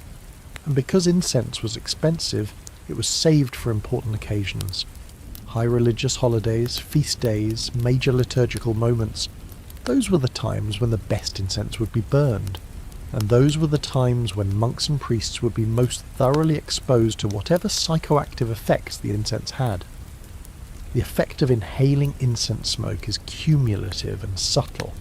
You don't notice it happening in the moment. You're not suddenly struck by obvious intoxication. But over the course of a long service, with continuous exposure to aromatic smoke, with other factors creating a heightened spiritual and psychological state, you definitely feel something. The smoke gets into your lungs, the compounds get into your bloodstream, your consciousness is slightly altered, your emotional state is affected, you feel more peaceful, more open, more capable of having spiritual experiences, and this is exactly the state you'd want to be in if you were trying to have a profound religious experience, if you wanted to feel the presence of God, if you wanted to have a vision or a mystical experience, if you wanted to open yourself spiritually. The slightly altered consciousness produced by incense smoke would facilitate that, would make you more suggestible, would make you more likely to interpret ambiguous sensations or thoughts as divine communication. One of the genuinely interesting questions is whether medieval religious experiences were enhanced by incense use, whether the visions reported by monks and nuns and saints might have been partly mediated by the constant use of aromatic incense, whether the profound sense of divine presence felt during church services might have been partly chemically induced, and there's no way to know for certain, but the possibility is real. What's also real is that medieval people had access to a range of aromatic substances beyond just frankincense and myrrh. They had access to various resins, to spices like clove and nutmeg that have their own aromatic and slightly psychoactive compounds, to herbs that could be burned. And some of these were mixed into incense deliberately. Some were probably discovered accidentally. An incense maker would add something for the smell and discover that it changed the effect. Some were probably deliberately formulated by people who understood that they wanted to enhance the psychoactive properties. The combination of incense with other drugs is also worth considering. If a monk was taking a small amount of laudanum and then sitting in a room full of frankincense smoke while chanting psalms, the combined effects would be significant. The opium would reduce pain and anxiety. The incense would be providing additional psychoactive compounds. The expectation of spiritual experience would be shaping perception. The result would be a profound alteration of consciousness that would definitely feel spiritual or divine. And this is the thing that's remarkable about medieval drug culture when you really examine it. It's not compartmentalized. It's not separate from religious life. It's integrated into every aspect of existence. You're getting drugs from incense in church. You're getting drugs from wine with meals. You're getting drugs from medicines prescribed for ailments. You're getting drugs from recreational use of cannabis or small beer. And all of these are combining, creating a background of constant, multi-source chemical alteration. You're now drifting into some of the deepest and strangest parts of medieval pharmacology. You're in the study of a medieval physician, and on his shelf is a jar containing something legendary. Inside is a thick, dark, expensive substance that is called by many names: theriac, treacle, theriaca. And what you're looking at is possibly the most complicated medicine ever created by human beings. A concoction that might contain anywhere from 30 to 100 different ingredients mixed, according to elaborate recipes passed down through generations. What you're looking at is medieval pharmaceutical ambition taken to its absolute extreme. Theriac isn't one thing. Different regions made it differently. Different physicians created their own versions. But the basic idea was always the same: combine everything that works to create the ultimate medicine that cures everything. Or at least everything serious. You'd put in opium, obviously. You'd put in various herbs with known medicinal properties. You'd put in spices imported from Asia. You'd put in minerals. And here's where it gets weird. You'd put in venom. Specifically, viper venom. The idea was that to create an antidote to poison, you needed to include the poison itself in small amounts. Theriac is the medieval equivalent of snake oil, except it was actually official medicine. It was prescribed by physicians, it was made in pharmacies, it was sold at high prices, and it was genuinely believed to work, which, given that it included opium, probably meant it did do something. You'd take Theriac and you'd feel better because you'd been given opium, and because your expectation that you'd feel better was high. But Theriac is also genuinely interesting as a pharmaceutical achievement. Creating Theriac was complex. You had to source ingredients from all over the known world. You had to follow elaborate recipes that specified exact proportions and preparation methods. You had to age the final product, sometimes for years, believing that it would improve with time, develop its full potency. And here's the really interesting thing. By following these elaborate recipes correctly, medieval apothecaries were actually performing chemistry. They were extracting compounds from plants. They were preserving them in various media. They were creating stable combinations of different substances.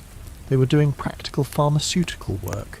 The ingredients in different versions of Theriac vary, but common ones included opium, lots of it, saffron, myrrh, cinnamon, castor oil, frankincense, rose petals, ginger, nutmeg, various herbs, minerals including gold and silver, though in doses so small they'd have no pharmacological effect, viper venom and many other things. Some versions included parts of animals, bits of scorpion for instance. Some included ingredients that had no obvious medicinal value but were included because the recipe said so, because tradition said so, because maybe they helped, and nobody wanted to stop including them. The thing about Theriac is that it was legitimately documented. We have detailed recipes for Theriac from medieval and ancient sources. We know how it was made. And one of the remarkable things is that the recipes are internally coherent. They specify proportions that make sense in the context of the theory of the four humours. They include ingredients whose properties, according to medieval understanding, would balance each other. It's medieval pharmaceutical science in its most elaborate form. But what did Theriac actually do? Well, if it contained as much opium as some sources suggest, then it definitely did something. It would produce pain relief, mild euphoria, sedation depending on the dose. The other ingredients might have had minor effects. Some have genuine pharmacological properties, some were probably inert, but the combination, with opium as the active ingredient, would have genuine effects, and people absolutely swore by it. There are accounts of physicians prescribing Theriac for almost any condition. A wound that wouldn't heal, Theriac. Plague, Theriac. Depression, Theriac. Fever, Theriac. The remarkable thing is that if it was mostly opium, then yeah, it would help with a lot of those things. Pain would be reduced, fever-induced anxiety would be reduced, the person would feel more peaceful and less distressed. They might feel better enough that their body could actually heal more effectively. Opium isn't a cure, but it's not nothing. There's also the factor of expectation. If you believed that Theriac was a genuine medicine, a real cure, a substance that had been used successfully for centuries, and if you had access to it, which meant you had money and status, then taking it would create an expectation of improvement. You'd take the Theriac and you'd feel better, at least partly because you expected to feel better, and that's not nothing. The placebo effect is real and powerful. Theriac also shows up in some really interesting ways in medieval culture. It becomes almost legendary. You get stories about Theriac being effective against impossible things. You get claims that Theriac can save you from any poison, that it's a cure-all, that it's the ultimate medicine. And these claims are being made about a substance that might be 10 to 30% opium mixed with herbs and other substances. But because it contains opium, because opium genuinely does reduce pain and produce euphoria, because the ingredient list sounds impressive and is in fact genuinely complicated, people believed the claims. Theriac was also extremely expensive. It required ingredients from all over the world. It required time to prepare and age. It required the skill of an experienced apothecary. So Theriac was a luxury medicine, available to the wealthy. This meant that Theriac had the additional status marker of being expensive and hard to obtain. You could only take theriac if you had money. This made it even more valuable. If the rich were using theriac, then it must be real medicine. Some of the most famous recipes for theriac come down to us from Islamic physicians who had been making it for centuries. The Muslim medical tradition preserved and refined theriac recipes, and when these recipes came to Europe through trade and translation, they became integrated into European medicine. Medieval European physicians would create their own versions of theriac, following the general principles but adapting them to available ingredients and local traditions. There's also a weird side business that grew around theriac. Because theriac was expensive and in demand, there were people making fake theriac, creating cheap imitations that looked like theriac but lacked the genuine ingredients or lacked them in the right proportions. This black market theriac was probably less effective because it had less opium, but people couldn't necessarily tell the difference. This created a situation where the fake theriac was actively worse than nothing, because people might delay treating a serious condition while waiting for the theriac to work. One of the quirky details about theriac is that the more elaborate and expensive versions actually contained gold and silver. These metals would be ground into powder and mixed into the preparation. From a modern perspective, this has no medicinal value. The metals would pass through your digestive system essentially unchanged. But from a medieval perspective, gold and silver were precious. They were associated with value and power, and including them in a medicine made sense.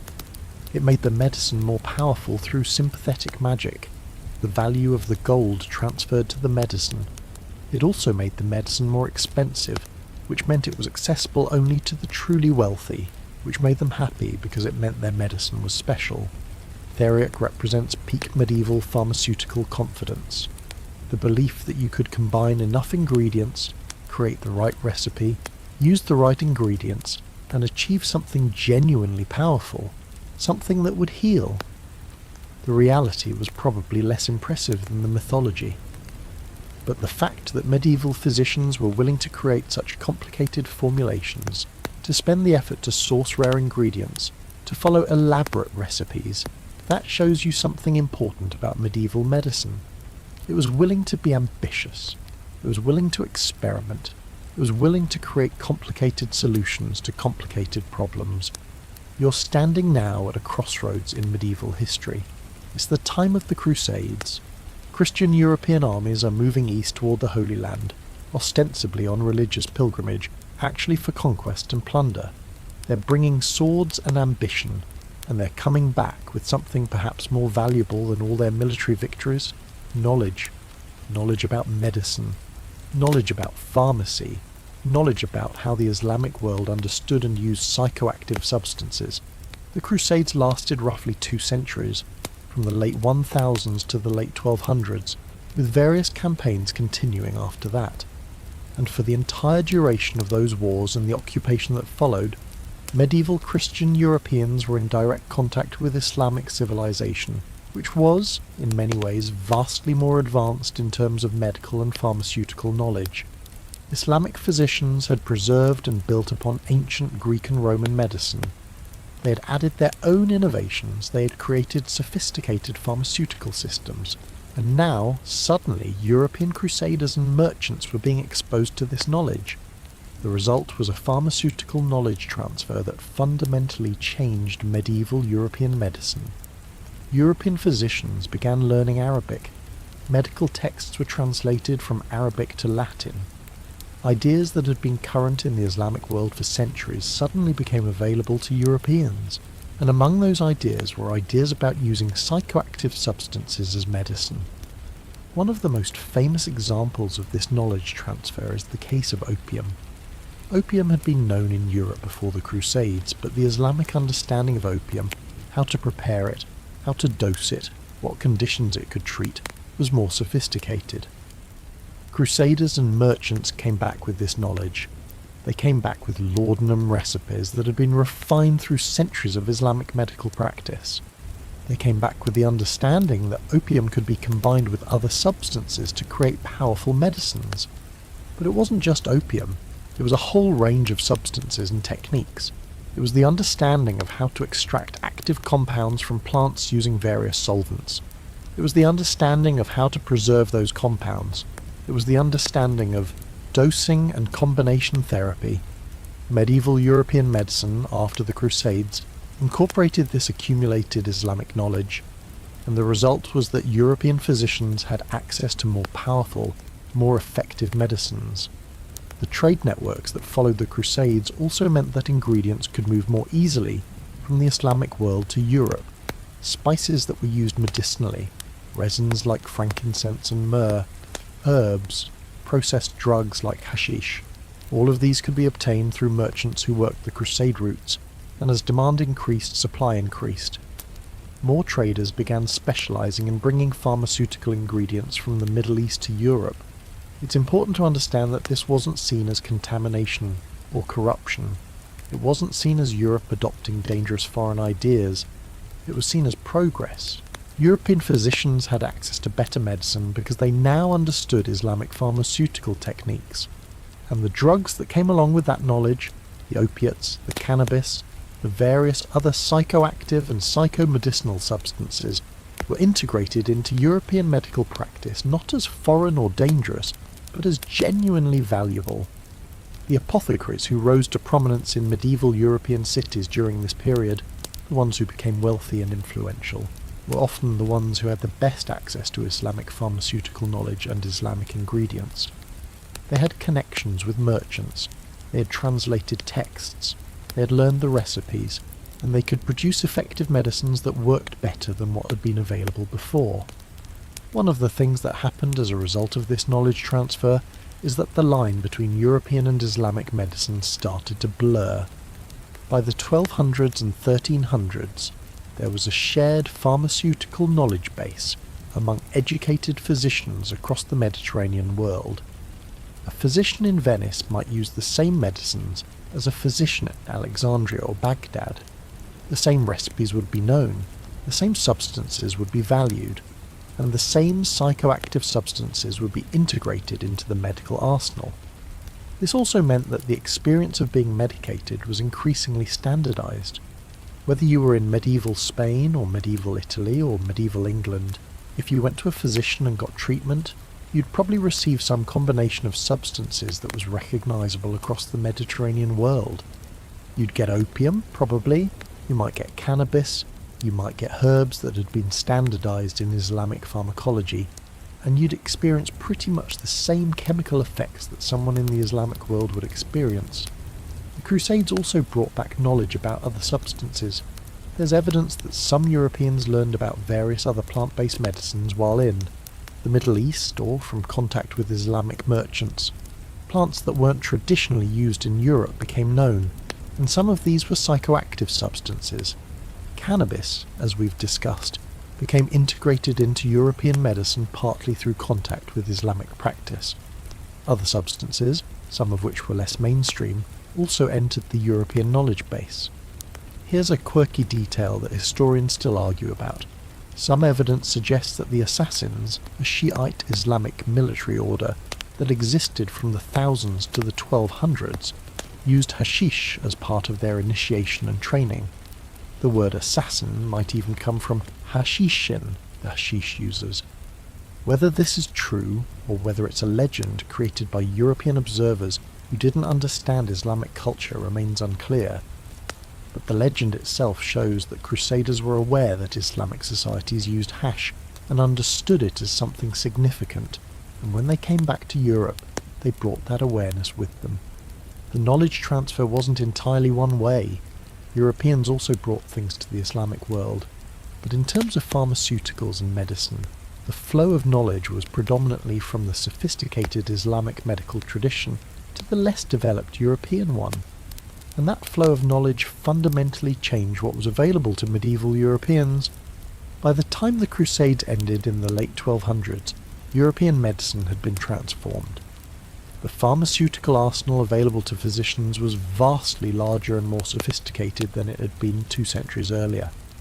And a significant portion of that new arsenal consisted of psychoactive substances learned about through contact with Islamic medicine. Opium, cannabis, various other drugs, all of these were now part of the standard medical practice of educated European physicians. And this is important because it establishes that medieval European drug use didn't come out of nowhere. It came from a sophisticated medical tradition that had developed over centuries in the Islamic world. It came from knowledge and practice that were proven to work. It came with recipes and dosing guidelines. It came with physicians who understood how to use these substances safely, or at least safely compared to random experimentation. The drug culture of medieval Europe was building on a foundation of genuine pharmaceutical knowledge. You're in a medieval marketplace, and the air is loud with merchants hawking their wares, bolts of fabric, pots and pans, meats from butchers, vegetables from farmers. And among all of this, in a shop with more architectural presence than most, something impressive, something well built, something that speaks to money and permanence, is the apothecary. And this person, the apothecary, is one of the most important and most interesting figures in medieval society. The apothecary is not quite a doctor, not quite a pharmacist in the modern sense, something different from both. The apothecary is a chemist, a merchant, an expert in plants and drugs, a seller of medicines, sometimes an advisor on medical issues, and they occupy a strange social position. They're definitely not nobles, but they're often wealthy. They have specialized knowledge. They have power, in a sense, because they're the ones who have access to the substances that everyone needs, and they're deeply embedded in the gossip and social networks of their communities because they're where people come when they're in trouble, when they're sick, when they're in pain, when they're desperate. An apothecary's shop would have been a remarkable place. On the shelves would be jars and bottles containing dried herbs, powdered minerals, oils, tinctures, preparations. Some of these were clearly medicinal, recognizable herbs like sage or rosemary. Some were more mysterious, rare materials imported from distant places, substances that cost significant money, that were valuable enough to be kept under lock and key. The apothecary would have had knowledge of what was in each container, how to prepare medicines from the contents, how to dose them, and this knowledge was power. Apothecaries also occupied an interesting legal position. In some cases they were strictly regulated. Certain medicines required certain certifications, certain preparations were monitored. In other cases they operated in a legal grey area. They could sell substances that technically maybe should have been restricted, or they operated in jurisdictions where the regulatory framework was loose. This meant that apothecaries became a source not just for legitimate medicinal substances, but also for substances that were being used outside of strictly medicinal contexts. One of the things that's fascinating about apothecaries is that they were positioned between expertise and commercialism. They had real pharmaceutical knowledge. They understood which plants had which properties. They understood preparation methods. They understood that dosing mattered, but they were also trying to make a living, and that meant they had to satisfy their customers. If someone came in and wanted opium, they'd sell opium. If someone wanted a tincture that would help them sleep, they'd create one. If someone wanted something with a reputation for helping with masculine performance, which would require drugs with stimulant or blood pressure altering properties, they'd create something. The apothecary's shop was also a social hub. It was where gossip happened. It was where women came to get medicines for contraception or to induce abortion. It was where men came to get medicines for sexual dysfunction. It was where people came with their pain and their anxiety and their desperation. The apothecary would hear all of this, would understand the community's medical needs, and would position themselves as the person who could provide solutions. There's also evidence that apothecaries sometimes had reputations for being able to obtain substances that were hard to find. A particularly skilled or well-connected apothecary might have sources of rare opium, or genuine hashish imported from the Middle East, or other valuable substances. These apothecaries would develop clientele among the wealthy and connected. They'd build reputations. They'd become prestigious. The apothecary was also, in many cases, a chemist researcher. They'd experiment with preparations. They'd try to improve medicines. They'd work with new materials when they came available. If new plants arrived from trade, the apothecary would try them, would experiment with them, would figure out how to use them. This was genuine pharmaceutical research, done by trial and error. One of the things we don't have a lot of documentation about is the recreational use of substances sold by apothecaries, but there's enough evidence to suggest it happened. An apothecary might discreetly sell cannabis to someone who wanted to experience its intoxicating effects, rather than use it medicinally. They might provide opium to someone who was more interested in the euphoria than the pain relief. They might have special customers who came in regularly with no particular medical complaint, just looking for something to alter their consciousness, and the apothecary, being a practical person, would probably accommodate this, because it was profitable, because it wasn't illegal, because the line between medical and recreational use was blurry enough that they could maintain the fiction that everything was medicinal if questioned. Apothecaries also became wealthy enough to have significant social status. In some medieval cities, apothecaries were represented in city government. They had guilds that set standards and controlled membership. They could train apprentices. They had shops that were valuable properties in premium locations. The successful apothecary was relatively comfortable, relatively respected. This was not poverty. This was actually a pretty good position to occupy in medieval society. There's a weird way in which apothecaries were somewhat parasitic on human suffering. They profited from pain, from anxiety, from fear. But they also provided genuine services. They created medicines that worked. They provided alternatives to dangerous surgery or bloodletting. They were, in some ways, the most competent healthcare providers of the medieval period, ahead of physicians in terms of practical knowledge, ahead of surgeons in terms of safety. The apothecary's knowledge base came from multiple sources. It came from medieval European herbalism traditions. It came from Islamic medicine either, directly or through translated texts. It came from personal experience and experimentation. It came from customer feedback. If a medicine seemed to work, the apothecary would note that and continue using it. If it didn't work, they'd try something else. This was a kind of evidence-based medicine, though not in any formal sense. Apothecaries also benefited from the fact that medicine was partly placebo. If you told a customer that something would help, and you gave them something, there was a good chance they'd feel better. Partly because the medicine might actually work, partly because they believed it would work, partly because just receiving care and attention makes people feel better. The apothecary understood this, even if they didn't have language for it. The apothecary's shop was also where you could get cosmetics and beauty preparations, many of which were intensely toxic. These included things with mercury, with arsenic, with lead, substances that would cause chronic poisoning with long-term use. But they worked in the sense that they did produce certain effects. Mercury-based preparations could lighten skin. Lead-based preparations could whiten skin. The costs of these preparations, chronic poisoning, eventual death from repeated exposure, were accepted as the price of beauty. And the apothecary was the one who provided them. So the apothecary was a complex figure, part merchant, part chemist, part healthcare provider, part pushers of dangerous substances, part snake oil salesman, part genuine expert. All of these things at once. You're now thinking about a group of people who have historically been invisible in narratives about medieval medicine and drug use. Women.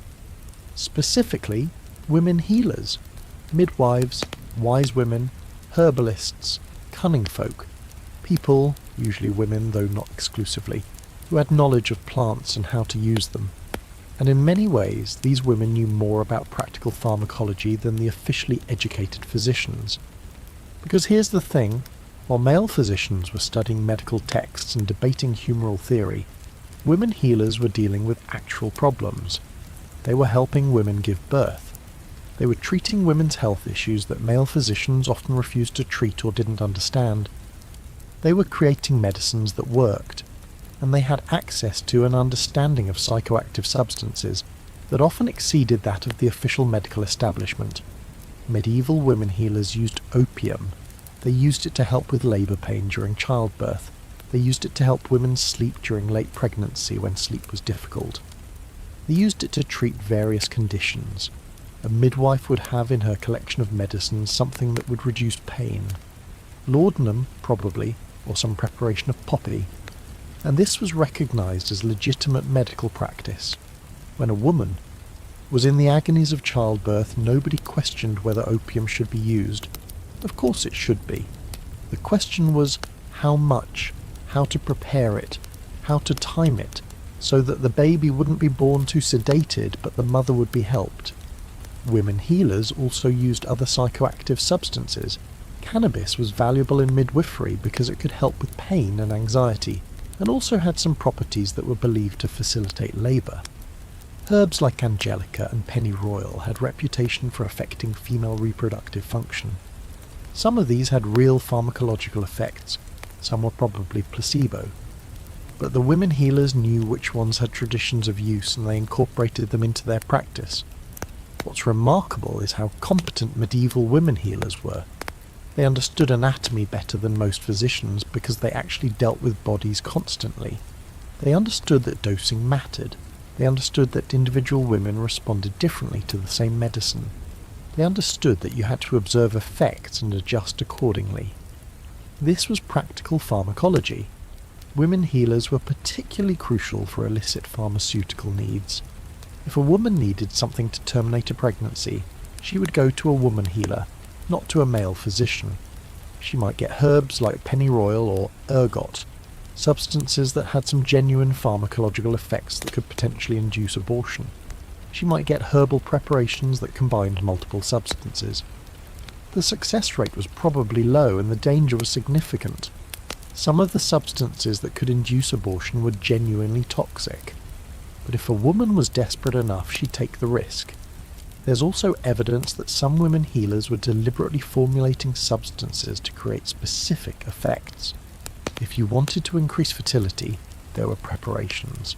If you wanted to increase libido, there were preparations, which would have contained substances like alcohol, cannabis, and possibly other stimulants. If you wanted to make someone more amenable to your advances, there were herbs. Some probably had genuine pharmacological effects. Some were pure magic, some were probably more sinister, potentially containing substances that would cloud judgment or make someone suggestible. Historians still argue about how much actual knowledge medieval women healers had versus how much was folklore or magic thinking. But the evidence suggests they had significant practical knowledge. They knew which plants had which effects. They knew about drug combinations. They knew about dosing. And they used this knowledge to help people, to relieve suffering, to manage reproduction. One of the things that makes medieval women healers remarkable is that they were often working in contexts of significant legal danger. If someone died after taking medicine from a woman healer, she could be accused of witchcraft.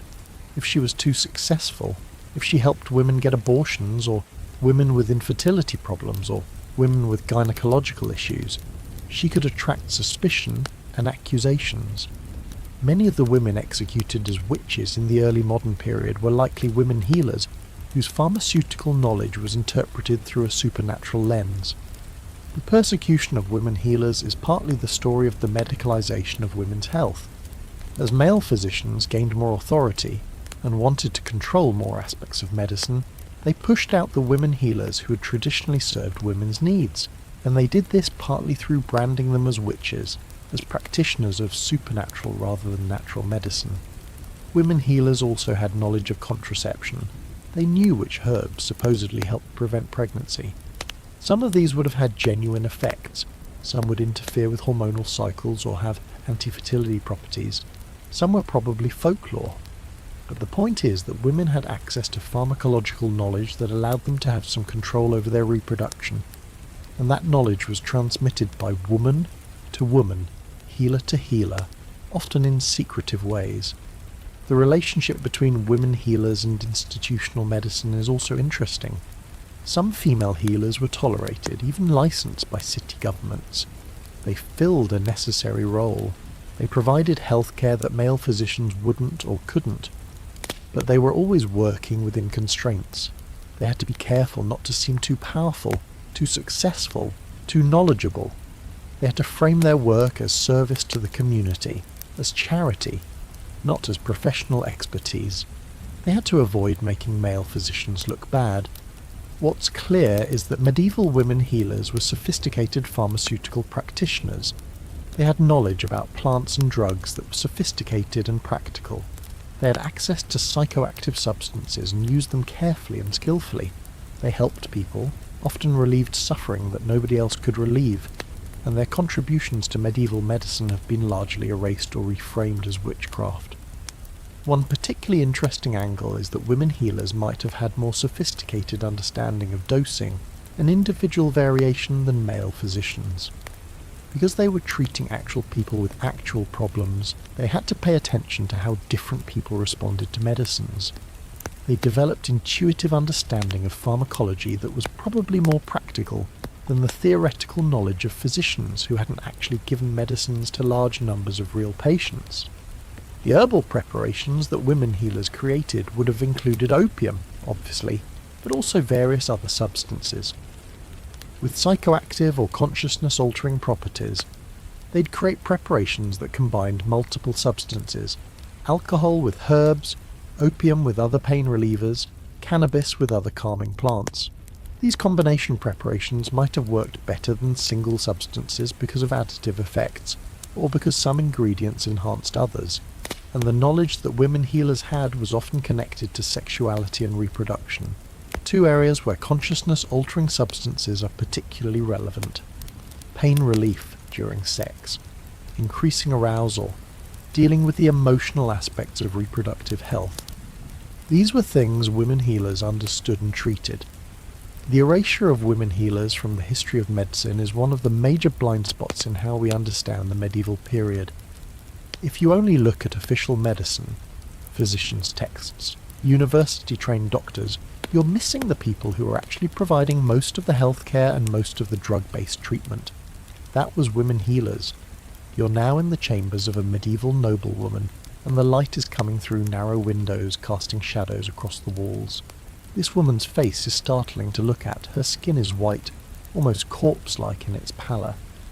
Her lips are extremely dark, almost black. Her eyebrows are completely removed. Actually, let's be clear about that. She literally removed them deliberately. She's undergone a cosmetic transformation that modern people would find shocking and uncomfortable. And this transformation came at a significant cost to her health. It came through the regular use of substances that were actively poisoning her. Medieval, and particularly Renaissance, beauty standards for women were defined by extreme pallor and a kind of ethereal, almost ghostly appearance. It was supposed to look noble, refined, otherworldly. It was supposed to signal that you didn't do manual labour, that you were wealthy enough to stay indoors. And to achieve this look, women used cosmetics based on truly toxic substances. The foundational product was white lead, also called cerussite or flake white. You'd mix it into preparations and apply it to your face and body to achieve that deathly pallor.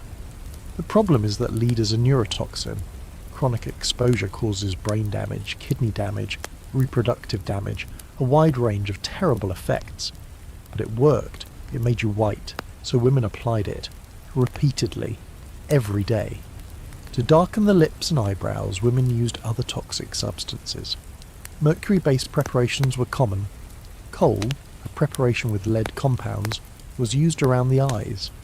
These substances would be applied directly to mucous membranes, to skin, to areas where absorption would be rapid and efficient. The women who used them would accumulate toxins in their bodies. Over time, they'd experience poisoning symptoms. Some sources describe women with thin, fragile skin, prone to infections, with hair loss, with tooth problems, all symptoms of chronic lead or mercury poisoning. And here's the truly dark part: some women knew this was happening. Some medieval medical texts describe the side effects of these cosmetics. They note that white lead causes problems. They suggest that women should use it less frequently, or in less concentrated forms. But the cosmetics continued to be used anyway, because beauty, as defined by the culture, was worth the poisoning. It was worth sacrificing your health. This is where we encounter consciousness-altering substances in the context of beauty and status. The poisons themselves weren't psychoactive in the way that opium or cannabis were. They didn't produce altered consciousness, but the chronic exposure to them, the lead and mercury accumulating in the brain and nervous system, would have produced low-grade neurological effects, mood changes, changes in cognitive function, subtle alterations in how the brain worked. So medieval noblewomen were essentially engaging in self-poisoning in pursuit of beauty, and this self-poisoning was altering their consciousness, subtly but continuously. They were living with a background of low-level neurological damage that was imperceptible on a day-to-day basis, but that accumulated over time. Beyond the white lead, there were other toxins involved in medieval cosmetics. Arsenic was sometimes used. Preparations containing mercury compounds were common.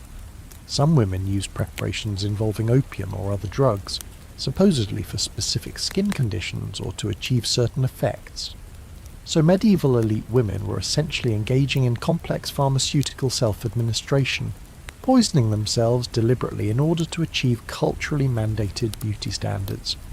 What's also worth noting is that this happened with the full knowledge and endorsement of the male-dominated medical establishment. Male physicians wrote about these cosmetics. They described what women were doing. Some objected, cautioning against the use of toxins, but many seem to have accepted it as simply what women did to maintain their appearance, and some physicians actively sold cosmetics themselves or derived profit from them. The availability of these toxic cosmetics created a whole secondary pharmaceutical market. Apothecaries would sell cosmetic preparations. Merchants would trade in cosmetic ingredients. You could buy white lead, mercury compounds, and other substances from merchants and apothecaries who understood perfectly well what they were for. And this was completely legal and socially accepted. One of the things that makes this particularly interesting in the context of medieval drug use is that it shows how normalised self-poisoning was.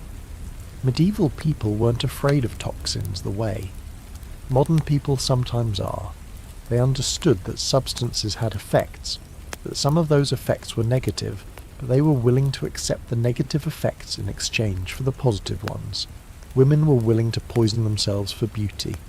Physicians were willing to treat patients with substances that were genuinely toxic. People in general were willing to use medicines that might kill them. There's also evidence that some of the psychoactive effects of these cosmetics might have been sought after. If you're applying mercury-based preparations to your face daily, if you're ingesting trace amounts of lead through cosmetics, your neurological function is being altered.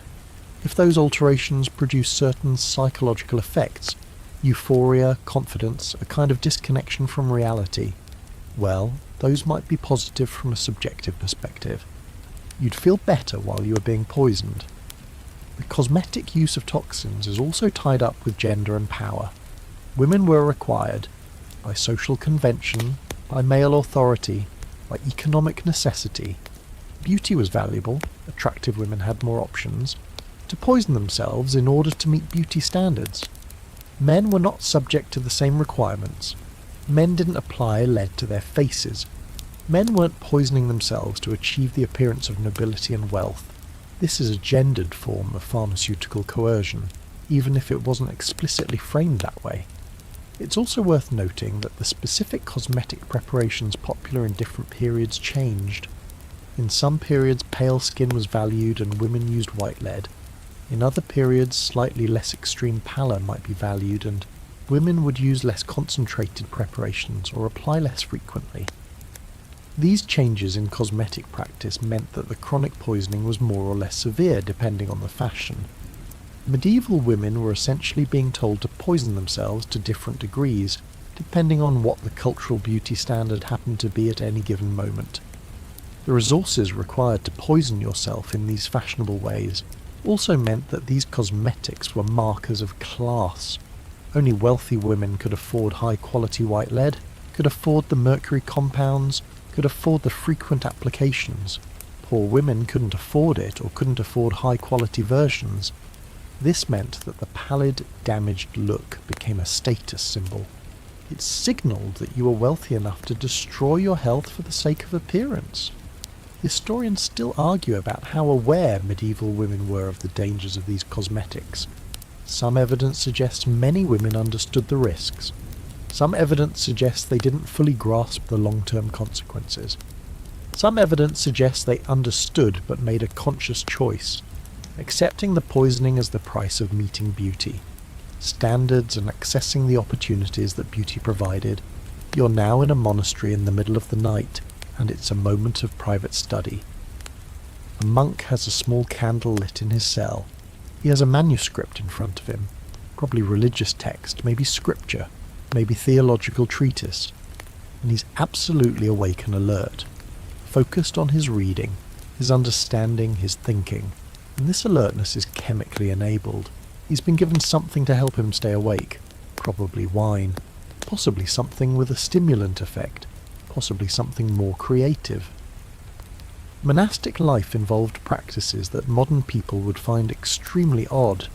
The monks were supposed to pray, read, work, and maintain a complex schedule of religious services throughout the day and night. Some of that schedule involved getting up in the middle of the night to pray. This is called the offices, or the divine office. Scheduled prayer times, sometimes every few hours. The midnight office was particularly important. Monks would be roused from sleep to go pray, and then they'd go back to sleep presumably, or maybe they wouldn't. Maybe they'd stay partially awake, waiting for the next service. This schedule is frankly brutal. You can't sleep continuously if you're being woken every few hours. You're constantly partially sleep deprived. And in this context, substances that help you stay awake or that give you energy become valuable. There's evidence that some monastic orders used alcohol specifically for this purpose. The wine that monks drank with meals, and that was available to them at various points during the day. It wasn't just for pleasure or just for nutrition. Some of it was strategic. Wine would help you stay awake during night prayers.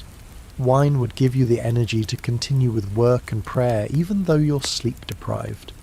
Wine could help you focus and concentrate. Some monastic orders also engaged in a practice that was explicitly about enhancing consciousness during spiritual work. They would consume wine, sometimes in quantity, during periods of intense spiritual practice. A monk might drink wine before engaging in deep study or intense prayer, understanding that the mild intoxication would alter his consciousness in ways that might facilitate spiritual experience or deep thinking. There's also evidence that some medieval monks experimented with other substances to enhance their spiritual practice.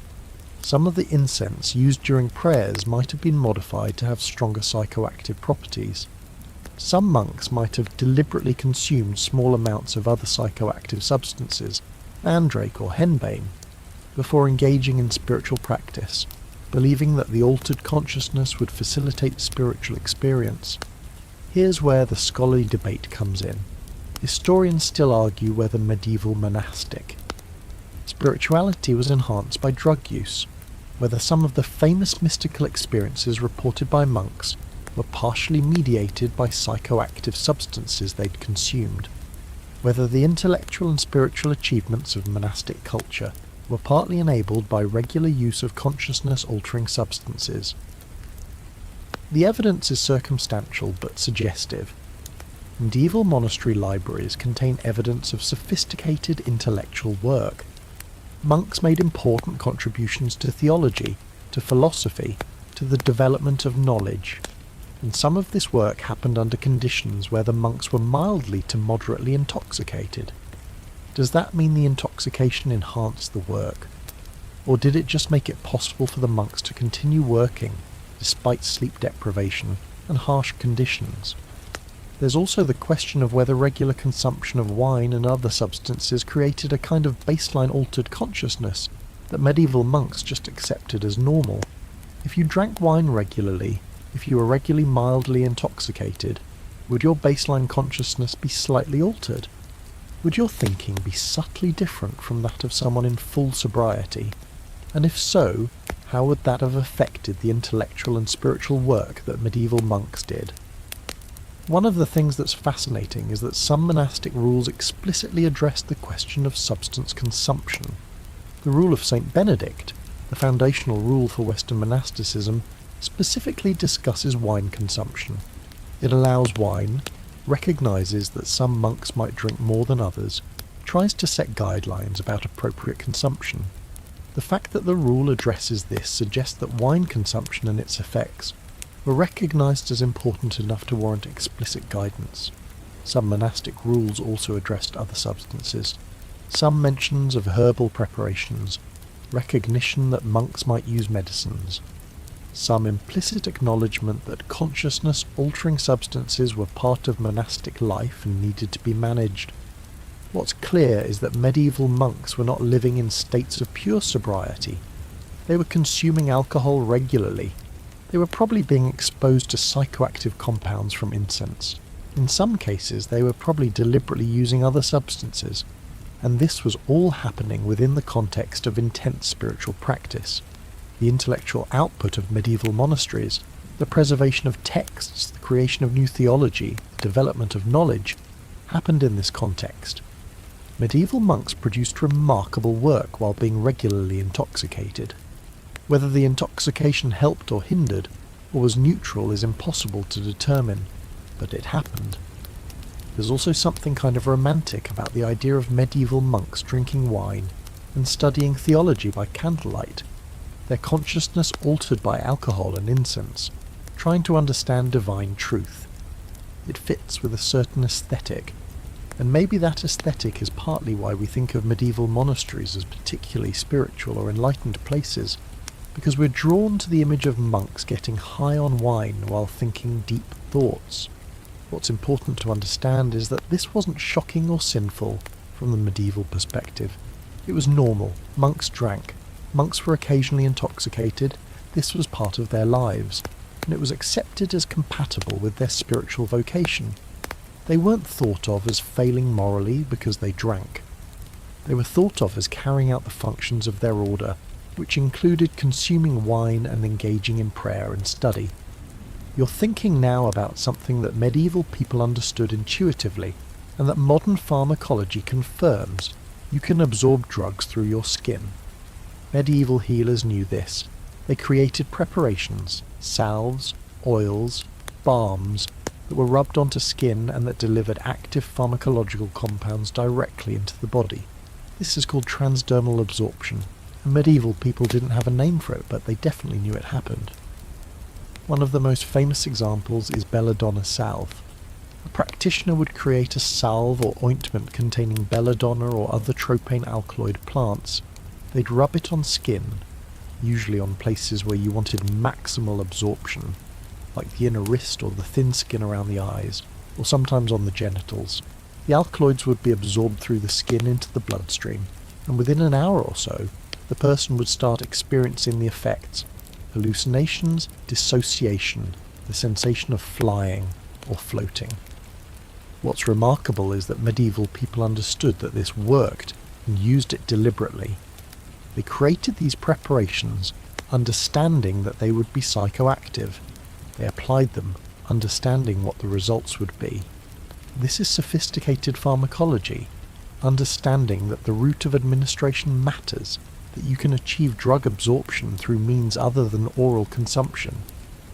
Medieval women healers also created salves for other purposes using transdermal delivery.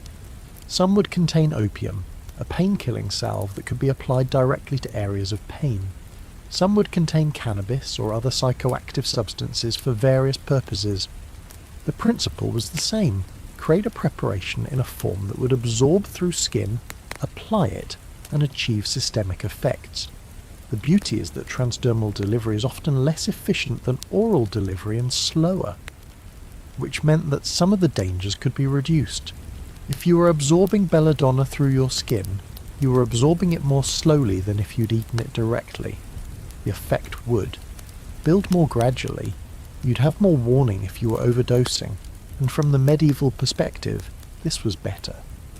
There's also evidence that medieval people used transdermal delivery for medicinal purposes that seem almost modern in their sophistication. Create a salve containing a specific substance, apply it to the area where you want the effect, and let the substance absorb through the skin directly into that area's tissues and bloodstream. This is not dramatically different from how some modern transdermal patches work. The issue is that medieval people didn't always understand exactly what was being absorbed or in what quantities. Creating a salve with consistent concentration of active ingredient is genuinely difficult without modern methods. You might create 2 salves using the same recipe and end up with very different concentrations of the active substance. Medieval healers had to manage this through experience and observation. One of the things that medieval people discovered is that certain substances absorb through skin better than others. Cannabis oil-based preparations would absorb well.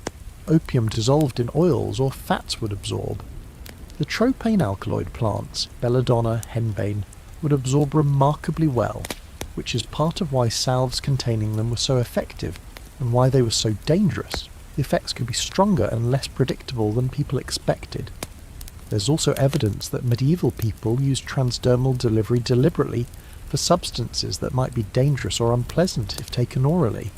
If you didn't want to drink something because it tasted horrible, or because you wanted to avoid the gastrointestinal effects, you could create a salve and absorb it through skin instead.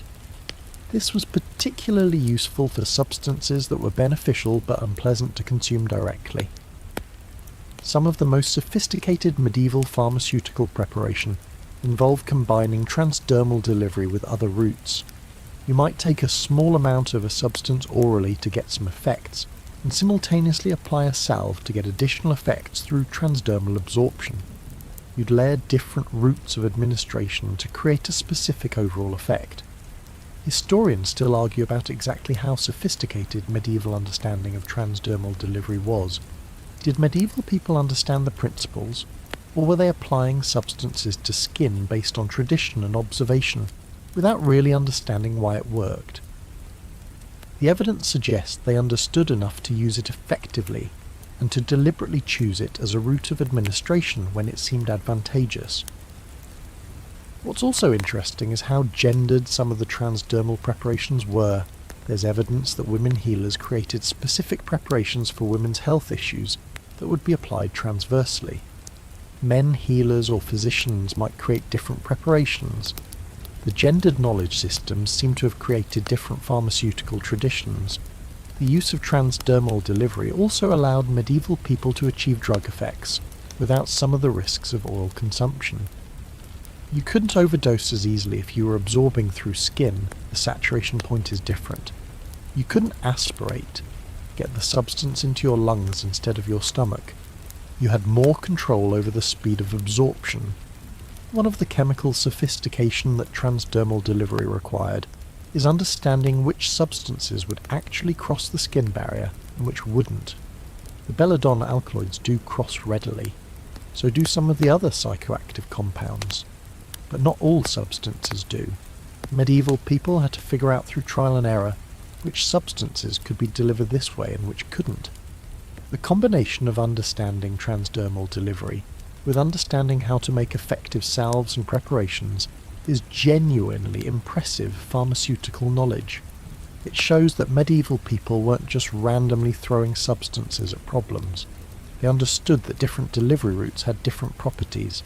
They understood that you could achieve effects through multiple means. They understood that there were ways to make drugs safer or more controllable by changing how they were administered. You're in a camp with soldiers, and it's the morning before a battle. The soldiers are being distributed rations, and along with the basic food supplies is alcohol. Strong alcohol.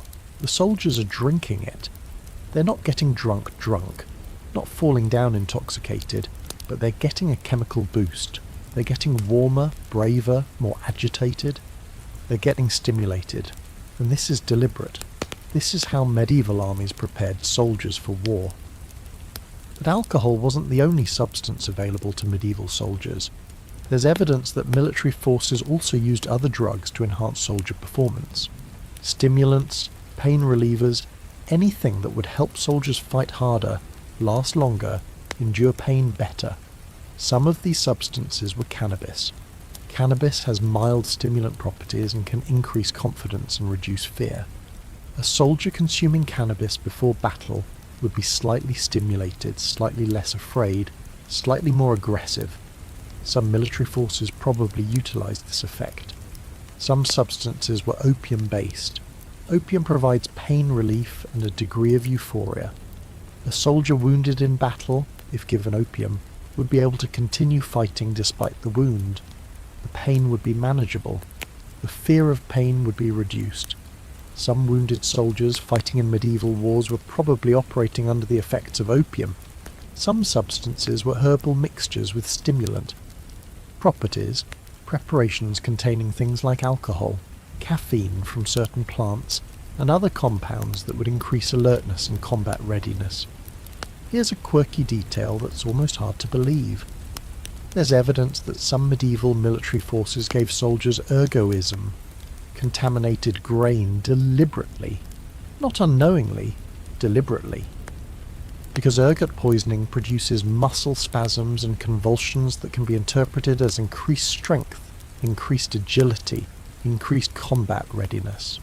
Soldiers eating ergot-contaminated bread would experience involuntary muscle contractions. They'd experience euphoria and altered consciousness. They'd be in a state that could be interpreted as superhuman strength or supernatural power. And from a medieval perspective, that might be valuable. Whether this actually happened or whether it's just speculation is unclear. But the fact that it was even theoretically possible shows how far medieval people would go in seeking chemical advantages in warfare. Beyond the obvious psychoactive substances, there's also evidence that medieval military forces understood the value of keeping soldiers fed, warm, and in states of mild intoxication and stimulation. It was understood that keeping soldiers alert, not too injured, not too terrified, was important, and chemical assistance toward those goals was accepted and utilised. One of the things that changed through the medieval period was the understanding of how to use substances to prepare soldiers for battle. Early medieval warfare relied partly on shock and fury, the idea of the wild berserker warrior who fights with uncontrolled aggression. Later, medieval warfare became more professionalised, more organised, and the approach to enhancing soldier performance became more systematic. You'd give soldiers specific substances at specific times to produce specific effects. The question of whether medieval soldiers were fighting while intoxicated, or otherwise chemically altered, is actually kind of important for understanding medieval warfare. It changes the way you think about battles, if you understand that the participants were probably under the influence of alcohol, and possibly other substances. It affects the interpretation of how they fought, how they responded to orders, how they performed.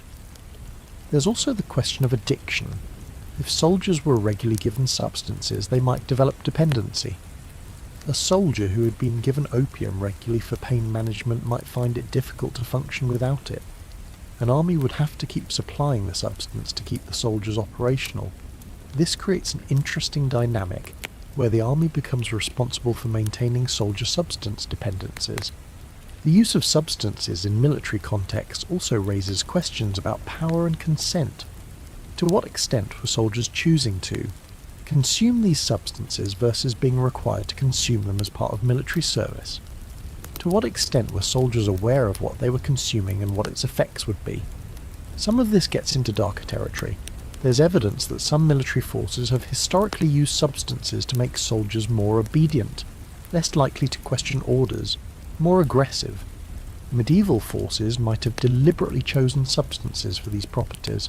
Keep your soldiers slightly intoxicated, keep them stimulated, keep them primed for aggression, and they'll be easier to control and more effective in combat.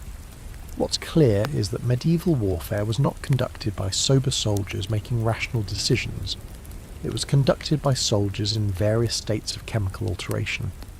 The substances included alcohol primarily, but probably also opium, cannabis, herbs, and potentially other more exotic compounds. The soldiers were intoxicated, and that intoxication was deliberate and strategic. The military use of substances in medieval Europe probably connects back to military practices in earlier periods and in other parts of the world. Many warrior cultures have used consciousness-altering substances as part of preparation for war. Medieval Europe was participating in a long historical tradition of using chemistry to enhance warrior performance. You're now in a physician's room, and he's holding a patient's arm. On the arm there's a cut. Blood is flowing out. The physician is letting it flow. This is bloodletting. one of the most characteristic practices of medieval medicine, and in some cases the bloodletting is being combined with something else, mercury. Bloodletting was based on the theory of the four humours. If you had too much blood, or if your blood was too hot, or if you were suffering from a condition that involved excess of a humour, the solution was to drain blood out of your body. This would rebalance your humours. This would cure you. It was the logic of the time, and it was practiced constantly. But here's where it gets into darker territory. In some cases, especially for treating certain conditions like syphilis, medieval physicians would combine bloodletting with mercury treatment. Mercury is a powerful and powerfully toxic substance. Taken internally or applied topically, it's a neurotoxin and a kidney toxin. But medieval physicians believed it could cure syphilis, so they'd give mercury to patients with syphilis. But they'd also bleed them regularly, convinced that the combination of bloodletting and mercury would rebalance humours and cure the disease. The effect of this treatment would be that the patient was being poisoned slowly with mercury while simultaneously losing blood. Some patients would die from the mercury poisoning, some would survive the mercury poisoning but be left with chronic neurological effects and kidney damage. Some might actually recover from syphilis, though the cure would have come despite the treatment, not because of it, but would be damaged by the mercury. The medieval understanding of this was that the doctor was doing everything possible to cure the disease. The patient accepted the poison because the alternative was syphilis, which would eventually kill them anyway. It's a genuinely dark calculus.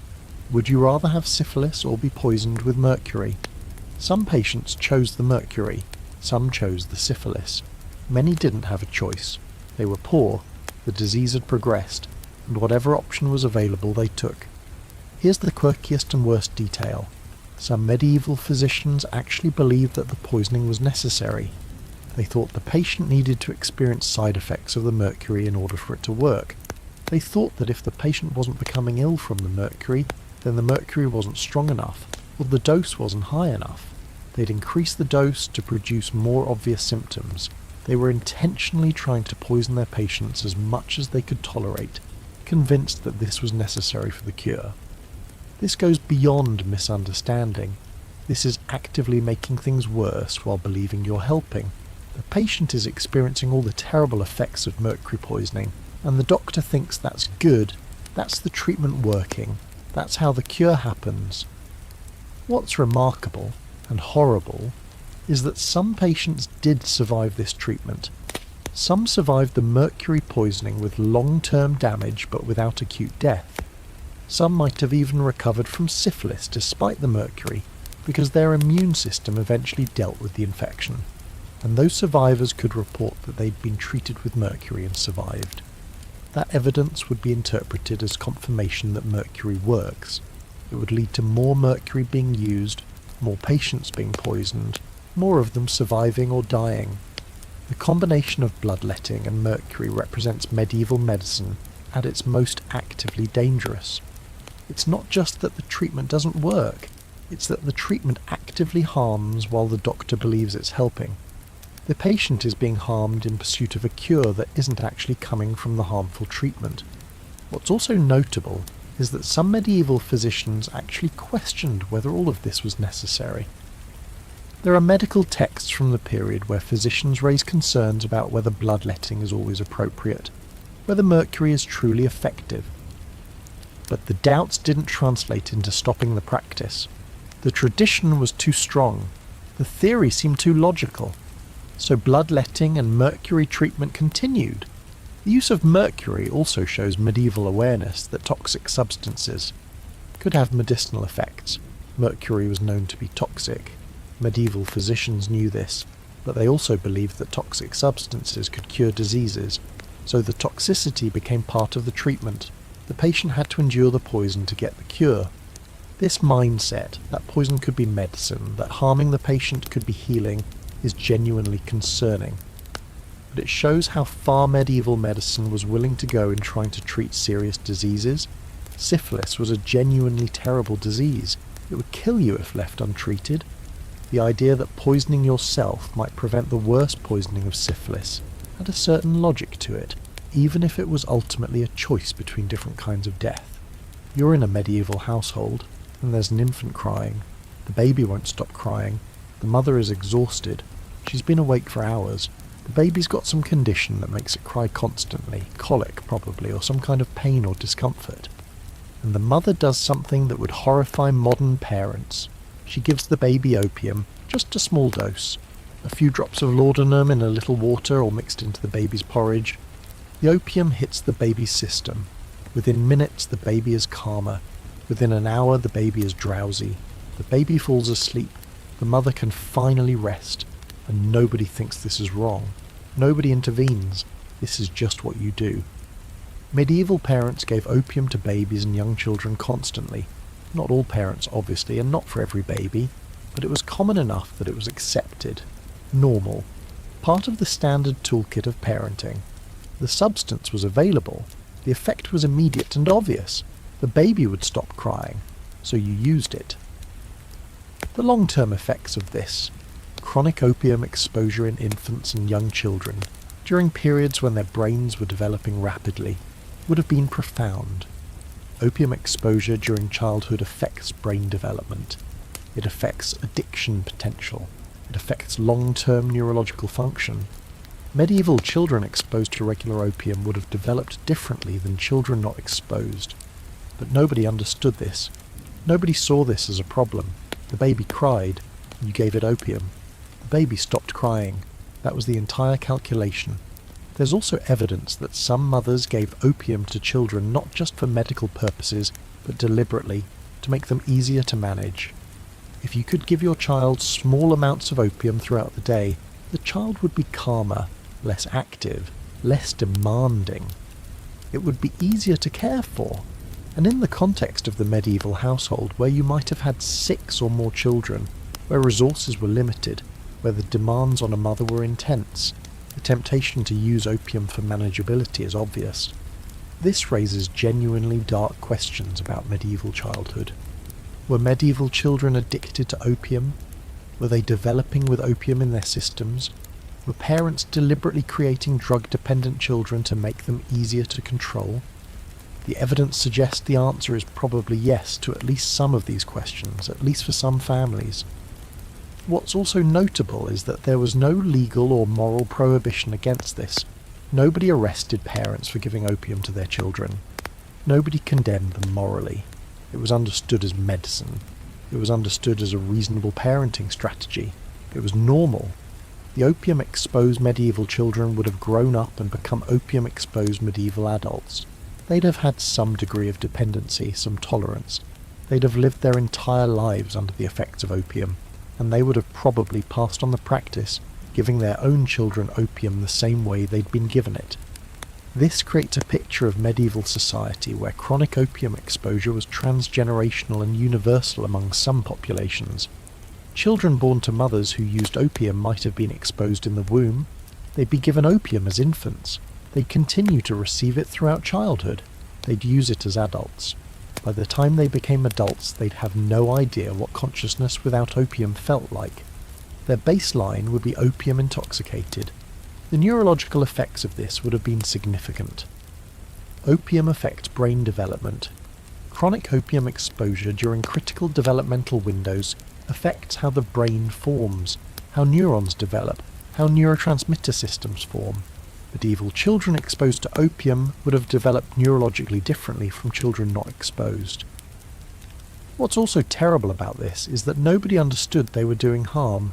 Parents gave opium to their children because they believed it was medicine, because they believed it helped their children, because the practice was normalized and accepted. They were poisoning their children's brains during development while believing they were caring for them.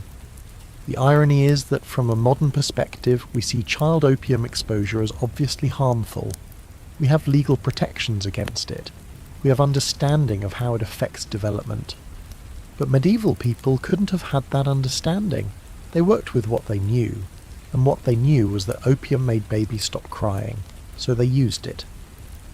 This is one of the most tragic aspects of medieval drug culture.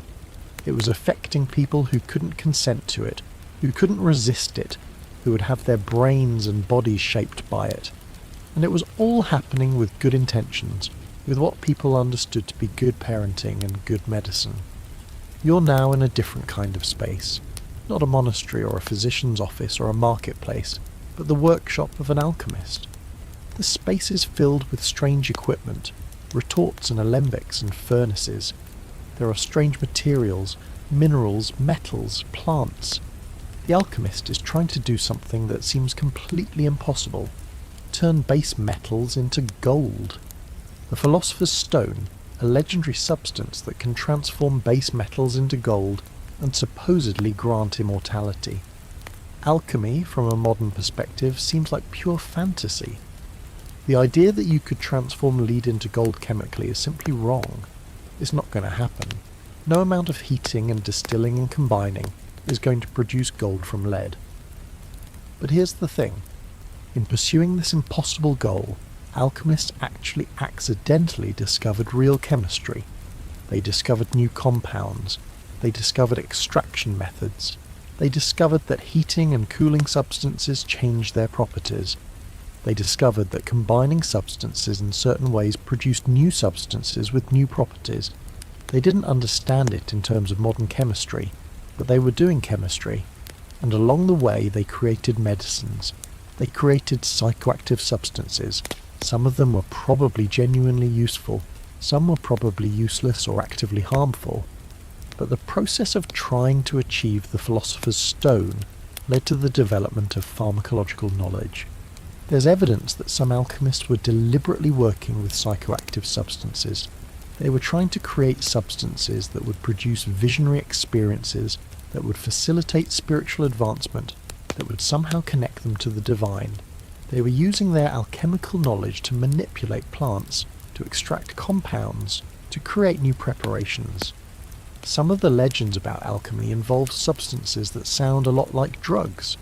The elixir of life, supposedly created by the philosopher's stone, supposedly granting immortality, sounds like a hallucinogenic drink. Some alchemists might have been creating such drinks and understanding them through the frame of alchemical legend. What's also interesting is that alchemists occupied a strange social position.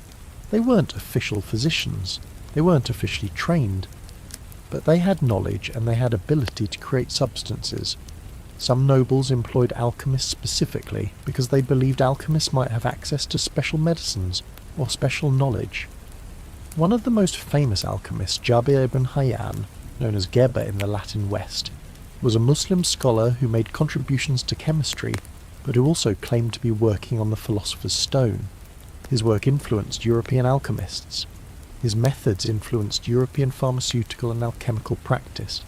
The relationship between alchemy and medicine is complicated. Alchemy was partly about pursuing the impossible, turning lead to gold, achieving immortality. But it was also partly about practical chemistry, creating medicines, extracting compounds, understanding how substances interacted. And that practical work had genuine results, even if the philosophical goals were never achieved. Some alchemists seem to have understood that they weren't going to turn lead to gold, but continued the work anyway, because the practical knowledge they were developing was valuable. Other alchemists seem to have genuinely believed they were on the verge of achieving the philosopher's stone. The line between delusion and dedication is blurry. There's also evidence that some alchemists were deliberately creating drugs or drug-like substances, creating wines or oils or other preparations that had psychoactive effects, understanding them through the frame of alchemy, as attempts to create substances with transformative or transcendent properties. What's clear is that alchemy, whatever its metaphorical or spiritual goals might have been, involved the actual creation of substances. Substances that could be ingested or applied, substances that could have effects. And through the process of pursuing impossible goals, alchemists discovered real chemical principles and real substances. Historians still argue about how much to credit alchemists with actual pharmaceutical innovation. On one hand, some alchemical work was probably genuinely useful and genuinely contributed to pharmaceutical knowledge. On the other hand, a lot of alchemical work was probably either useless or actively harmful, attempting to create something that couldn't exist chemically, using toxic substances in combinations that would poison anyone who consumed them. But the bottom line is that medieval alchemists were experimenting with substances. They were heating and cooling and combining and distilling. They were creating new compounds. Some of those compounds had effects. Some of those effects were therapeutic. And through the pursuit of the philosopher's stone, they accidentally helped develop the foundational knowledge of chemistry and pharmacology. You're thinking now about something that's both mundane and profound. Pilgrimage. Medieval people took pilgrimages constantly. They travelled to sacred sites, to places where holy people had lived or died, to places where miracles were supposed to have occurred. And one of the motivations for pilgrimage was to be healed. A person would be sick, or in pain, or suffering from some condition that wouldn't go away despite medical treatment. They'd decide to make a pilgrimage to a shrine. They'd travel, sometimes for weeks or months, to the location of the shrine. They'd arrive at the shrine, pray, spend time in the sacred space, and sometimes they'd report being healed. The condition would improve, the pain would go away, the person would be cured. Now, from a modern perspective, we might assume this was all placebo. The person believed they'd be healed, so they felt better. The power of belief creating a perception of healing. But what if some of those shrines actually had substances that were helping? There's evidence, circumstantial but suggestive, that some medieval shrines might have been associated with plant-based medicines. Some shrines were places where specific plants grew. Some shrines had waters that supposedly had healing properties. Water could carry minerals or other compounds with pharmacological effects. Some shrines distributed substances to pilgrims, blessed oils or herbs or other preparations that might have had genuine medicinal properties. And what if, this is more speculative, some of the relics that pilgrims travelled to touch weren't actually the bones or clothing of saints, but were actually psychoactive plants? What if a shrine that was famous for producing miraculous healings and visions was actually a location where people were consuming psychoactive herbs or other substances that produced the experiences they attributed to the saint's power? This is speculative, but it's not unreasonable. Pilgrims travelled to shrines expecting miraculous healing. They expected to have profound experiences. If they consumed a psychoactive substance while at the shrine, or if the shrine's water or air contained compounds that affected consciousness, they would experience altered consciousness. They would interpret that altered consciousness through the frame of religious expectation. They would believe they were being touched by divine grace. And when they felt better, partly from the actual pharmacological effect, partly from placebo, partly from the rest and reduced stress of pilgrimage, they would attribute it to the saint's power. The shrine would develop a reputation for miraculous healing. Pilgrims would travel from farther away. The shrine would become prosperous. Priests or caretakers of the shrine would benefit, and the reputation would persist even if the actual mechanism was that pilgrims were consuming or being exposed to psychoactive substances. This changes how you think about medieval pilgrimage culture. It wasn't just psychology, it might have involved actual pharmacological effects. Medieval pilgrims might have been intentionally or unintentionally consuming drugs at pilgrimage sites. There's also the question of what kinds of substances might have been present at shrines. Certain plants grew in certain locations. Some pilgrimage sites were in regions where specific medicinal or psychoactive plants were abundant.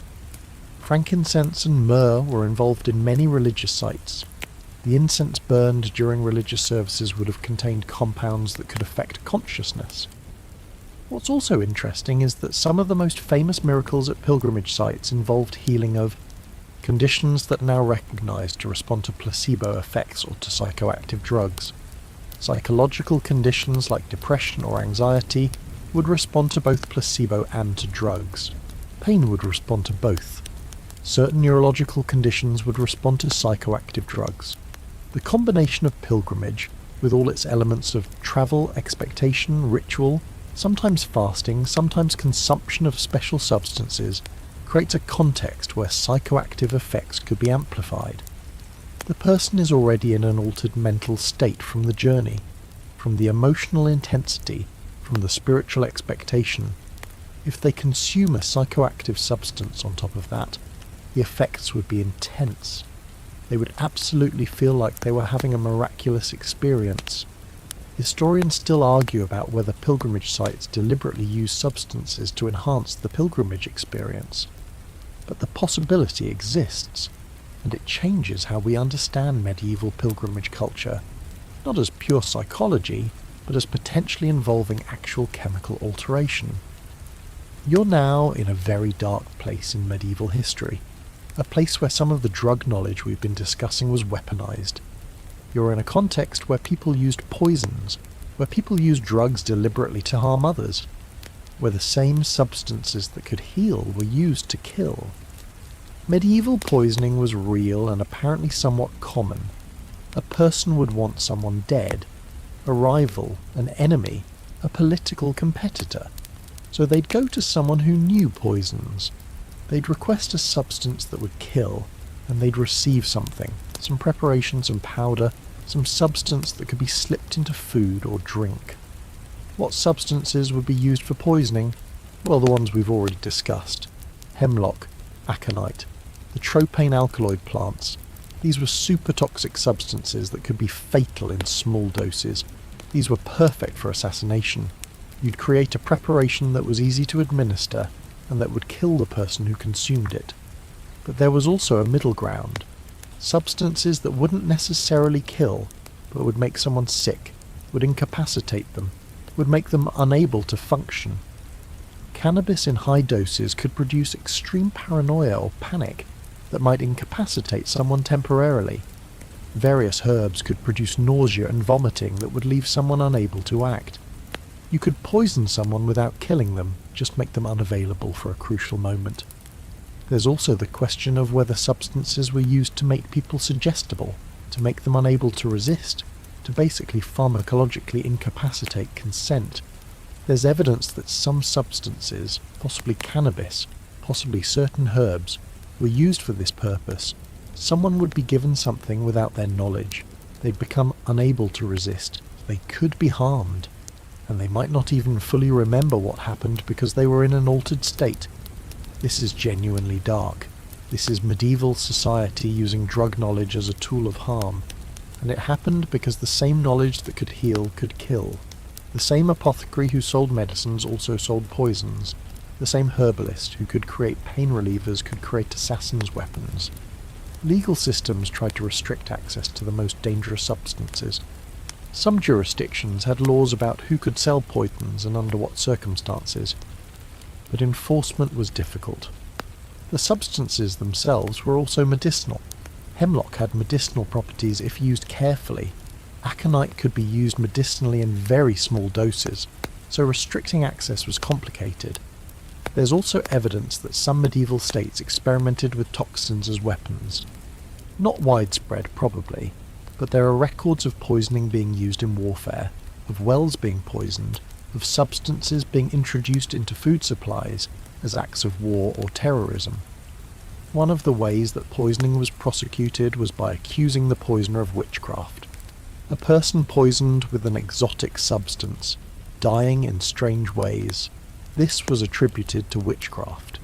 The person who had poisoned them was accused of witchcraft, and the accused person might be executed not for poisoning but for witchcraft. This creates a situation where poison and witchcraft become conflated. Someone was killed by poison, an actual chemical substance applied carefully by someone with specific knowledge. But the explanation for the death was witchcraft, and the knowledge of poisons was reframed as supernatural knowledge, as communication with demons, as genuine witchcraft. Historians still argue about how much actual poisoning was happening versus how much was imagined or falsely accused. But there's definitely evidence that poisoning was real. People died from known poisons. Some of those deaths were deliberate. Some people specifically used pharmaceutical knowledge as a tool of murder. What's also interesting is that the same substances that were used for murder were also available as legitimate medicines. The apothecary selling hemlock for pain relief was selling the same substance that could be used to poison someone. The line between medicine and poison was literally just the dose and the intention. This creates an interesting ethical problem for medieval practitioners. If you're an apothecary or herbalist or physician, you have access to substances that can kill. People come to you asking for medicines. How do you know if they're actually asking for medicine or asking for poison? How do you prevent your knowledge from being used for harm? Some practitioners probably took this seriously. Some probably refused to provide their most dangerous substances except in specific circumstances. Some probably kept careful track of who was buying what. But some probably didn't care. Some probably sold poisons deliberately, probably took money from people who wanted to harm others. And the knowledge of poisons, like all knowledge, could be transmitted. An apprentice learns from a master not just how to make medicines, but how to make poisons. The knowledge becomes part of the tradition. It passes from person to person, from generation to generation. Medieval poisoning is not widely discussed compared to witchcraft, but it was probably responsible for some significant number of deaths. It's a reminder that drug knowledge can be used for harm as well as healing. And in the medieval period, that harm was real. You're in the year 1348, and the world is ending. The Black Death is spreading through Europe, killing vast numbers of people. The mortality is staggering. Entire villages are dying, children dying, women dying, men dying, no escape, no cure. And in this context, people are using every substance available to try to stop it or treat it. The Black Death changed medieval drug use. It created desperation. People would try anything. They would use substances that they wouldn't normally use. They would experiment. They would risk poisoning themselves with powerful drugs because the plague would kill them anyway. At least maybe the drug would help. At least there was a chance. Medieval physicians faced with plague patients had a familiar problem. Plague was killing people, and nobody understood why or how to treat it. So they threw their entire arsenal of medicines at it. Laudanum was prescribed, cannabis was prescribed, theriac was prescribed, exotic preparations were created, anything that might possibly help was used. Some of the drugs that were used were genuinely psychoactive. Patients with plague would be given substances that altered their consciousness. This might have been to reduce suffering. It might have been to induce visionary experiences that were interpreted as divine. It might have just been desperation. Use the strongest drugs available and hope something helps. There's also evidence that plague-affected areas experienced outbreaks of religious fervour, mass visions, behaviour that would be recognised as collective hysteria. Some of this was probably psychological response to horror and death, but some of it might have been enhanced by drug use. If everyone in a village is suffering, if everyone is using whatever medicines and pain relievers are available, if everyone's consciousness is slightly altered by psychoactive substances, then shared religious experiences and shared interpretations of experiences would be inevitable. The plague years also saw an increase in the hunting of people believed to be witches, or to be deliberately spreading the plague. Some of these hunts targeted people, who were known to be herbalists or healers. The assumption was that witches or poisoners had caused the plague. The people killed in these witch hunts were sometimes people whose only real crime was having pharmaceutical knowledge that people didn't understand. The plague also created opportunities for charlatans and con men, people claiming to have cures for plague, selling useless or harmful substances at enormous prices, becoming rich while people died. The desperation created a market for fake medicine and false hope. What's also notable is that some medieval physicians continued to use substances like bloodletting and mercury treatment even during the plague, convinced that these methods that worked for other diseases would work for plague too. They were poisoning their patients while the plague was killing them. The drug use that increased during plague years, the increased consumption of laudanum, the use of cannabis, the use of herbal preparations, was happening because people were desperate. They would try anything. And many of those substances were psychoactive. Many of them altered consciousness, and the altered consciousness, for people dying or watching their families die, might have provided some relief from the psychological horror of the situation. The plague years also saw changes in what was available. Some substances became scarce because merchants weren't travelling. Some substances became more valuable because they were rare. Supply chains were disrupted, and people had to work with what was available locally. For some people, the plague created access to drugs they might not have had before. If you were a survivor in a plague-ravaged area, there might be abandoned supplies, medicines left behind by the dead, substances that you couldn't normally access but that were now available. You'd use them because what did it matter? You were likely to die anyway. The Black Death marked a turning point in some ways. It showed the limits of medieval medicine. It showed that the doctors and the substances they had couldn't actually stop a major epidemic, and that realization that all the knowledge and all the medicine couldn't prevent catastrophic death created a kind of despair that shaped European culture. But it also meant that in the plague years, medieval people were using more drugs, more substances, more consciousness-altering compounds than they might have in normal times. The desperation created experimentation. The experimentation created both deaths and discoveries. You're in the late medieval period now, the 1400s and 1500s, and the world is slowly changing. The Renaissance is beginning in Italy. Scholars are recovering ancient texts. Knowledge is beginning to spread in new ways. And in this context, something is starting to shift in how educated people think about medicine and about substances. The first. Skeptics are appearing. People who are looking at the accepted medical practices and wondering whether they actually work. Physicians who are questioning whether bloodletting is truly beneficial. Scholars who are reading ancient medical texts and noticing that the ancient authors didn't agree with each other, that medieval interpretations might be wrong. And among the things being questioned is the use of substances. Some physicians were beginning to wonder whether all the medicines being prescribed were actually doing anything, whether opium truly cured disease or just masked symptoms, whether the exotic preparations were worth their cost, whether some of the treatments were actively harmful.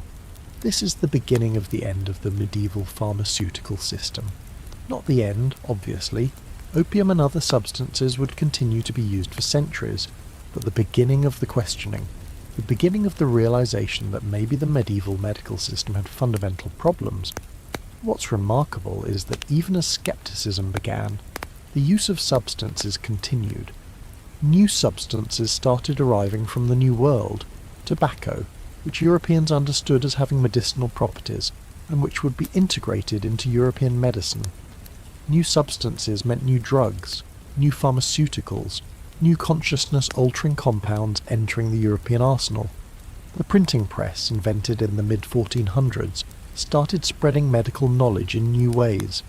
Texts that had been available only in expensive, hand-copied versions were now being printed and distributed.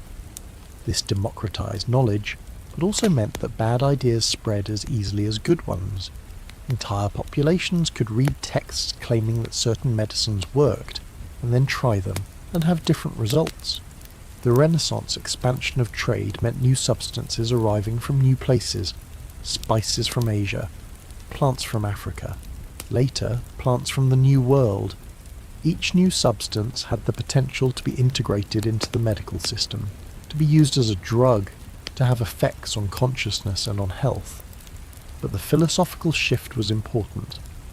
The assumption that ancient authorities were always right began to be questioned. The assumption that the theory of humours was correct began to be questioned. And gradually the framework for understanding and using substances changed. The old medieval pharmaceutical system was being replaced by something that would eventually become modern medicine. This transition happened slowly. It took centuries. In the 1500s and 1600s, medicine was still largely medieval in its approach. But the cracks were starting to show. The systems that had seemed coherent and complete for centuries were being questioned. And during this period of transition, consciousness-altering substances were still being used constantly. Opium was still the basis of pain management. Alcohol was still everywhere. Cannabis continued to be used. New substances were being incorporated, but the context was changing. The understanding was changing. The certainty was being replaced by questions. One of the things that started being questioned was why medieval people had accepted substance use so readily. Why had there been no moral panic about drugs? Why had consciousness-altering substances been so normalized? Some of the emerging thinkers started to suggest that maybe there had been something wrong with this. Maybe substances shouldn't be used so casually. Maybe the normalization of altered consciousness wasn't actually healthy, but that critique wouldn't fully develop until much later. For now, in the Renaissance, substances continued to be used. The system continued to function, even as some of its premises were being questioned. What's clear is that the medieval period of casual, normalized, utterly ubiquitous drug use was beginning to end. A new period was beginning, one that would eventually lead to the criminalization and demonization of drugs, to the war on drugs mentality. But that future was centuries away. For now, the transition was still happening. You're at the end now. You're thinking about all of this. All the opium and alcohol and mandrake and belladonna, all the apothecaries and healers and wise women, all the monks and soldiers and noble women, all of it. And the deepest realization is this: your medieval ancestor probably got high more often than you do. They probably altered their consciousness more regularly. They probably had more access to psychoactive substances, more normalization around their use, more integration of consciousness-altering drugs into daily life. Think about it. Your medieval ancestor woke up. They drank small beer, weak alcohol with breakfast. During the day, they had more alcohol. If they were sick or in pain, they had laudanum. If they were anxious, they had cannabis available. If they wanted to transcend reality, they had multiple options. If they were a woman, they might be using cosmetics that poisoned them slowly. If they were a soldier, they were chemically prepared for battle. If they were a monk, they were incense intoxicated during prayers. If they were a child, they received opium for pain or just to keep quiet. Consciousness-altering substances were ambient. They were normal, they were medicine, they were food, they were just part of existing in the medieval world. The medieval person's baseline consciousness was probably subtly different from that of a modern person, shaped by regular opium exposure, by constant alcohol consumption, by incense and other environmental psychoactive compounds. And here's the thing that should make you think. Medieval people had no concept of addiction in the modern sense. They didn't have a moral framework that condemned drug use. They didn't have legal systems that criminalized it. They just used substances. When something worked, they used it more. When they became dependent, they accepted that as normal. They continued to use the substance, and they built their entire culture around that normalized use. What changed? Partly it was knowledge. As science advanced, people understood better what these substances actually did, how they affected the brain, what the long-term consequences were. Partly it was cultural shifts. Moral frameworks changed. The idea that altering your consciousness was sinful or weak began to spread. Partly it was economics and power. Making drugs illegal created ways for governments to control populations, for law enforcement to maintain order, for wealthy people to maintain status by distinguishing themselves from drug users. But the reality is that human beings have always used consciousness-altering substances. Across cultures, across time periods, human beings have found plants that change consciousness and used them. The medieval period was no exception. The medieval period was actually an example of this as a mainstream normalized practice. Not hidden, not shameful, not illegal, just normal. And when you really think about it, that's remarkable. The medieval world managed to create a functional society. Churches, governments, courts, armies, economies, while being regularly intoxicated. They did it. People were high, and they still built cathedrals and created art and wrote theology and maintained complex political systems. It worked. Or at least it worked enough. What that tells you is that consciousness-altering substances don't necessarily destroy societies or make civilization impossible. Medieval Europe was heavily drug-using, and it functioned. The relationship between substance use and social function is more complicated than the simple narratives about drugs destroying everything would suggest.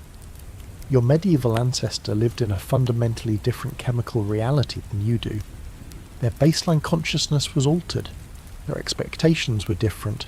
Their approach to pain and anxiety and spiritual experience was mediated through substances that modern people would be shocked to take, and they were fine with this. They weren't suffering or desperate or shameful about it. It was just how things were. And here's the final thought. The substances they were using weren't invented in the 1960s or created in laboratories. They were plants. They were the products of evolution. Opium came from poppies. Cannabis came from cannabis plants. Mandrake grew in the earth. These substances had been used for millennia. Medieval people were participating in a tradition that stretched back to ancient Egypt, to ancient Mesopotamia, to human history itself. They were using what nature had provided, and their cultures had evolved around that use. The shame and fear around drug use is actually fairly recent. It's only a few centuries old. For most of human history, consciousness-altering substances were normal. Medieval people lived in that normal world. They knew no other way. So when you think about medieval people getting high, don't think of it as shameful or backward or sad. Think of it as just different. A different world. A different relationship with consciousness, with pain, with anxiety, with the nature of being alive. Medieval people got high like it was normal, because for them it was. They built a world on that foundation, and it worked. As you're drifting now into the quiet space where sleep is beginning to call, let yourself release all the images we've explored together tonight. Let go of the monasteries and the apothecaries and the crowded medieval streets. Let the weight of all that knowledge, all that history, all those centuries of consciousness-altered existence begin to settle and fade. Your body is heavy. Your breathing is slow and easy. The medieval world is far away now, a distant echo of towers and bells and the sound of people living in a chemical reality so different from your own that it seems almost like a dream. Let it become a dream. Let it dissolve into the darkness. Imagine, if you wish, the gentle sensation of falling backward through time, through centuries, through generations, through the lives of all those ancestors who understood something fundamental about consciousness that we've perhaps forgotten. They knew that the mind could be changed. They knew that plants held power. They knew that altered consciousness wasn't something to fear, but something to integrate, to use, to make part of the fabric of living. Your eyelids are so heavy now. The world is so soft. Let sleep come. You've journeyed far tonight, through poppy fields and monastery candlelight, through markets where apothecaries weighed mysterious powders, through the quiet rooms where healers mixed their preparations. You've walked in the shoes of people living an entire different kind of consciousness, and now you can rest. Feel yourself sinking deeper into comfort, into the safety of your own space, your own time. Let the medieval world fade completely now. Let sleep take you gently, without struggle. You're safe. You're warm. The journey is complete. Close your eyes. Breathe slowly. And let yourself drift into the quiet darkness where dreams begin. Good night, traveller. Sleep well. Tomorrow you'll wake in your own time, your own world, your own unaltered consciousness. But for now, rest. Rest deeply and peacefully with the knowledge that human beings have always been seekers, always been explorers of consciousness, always been builders of worlds around what makes them feel less alone, less afraid, less in pain.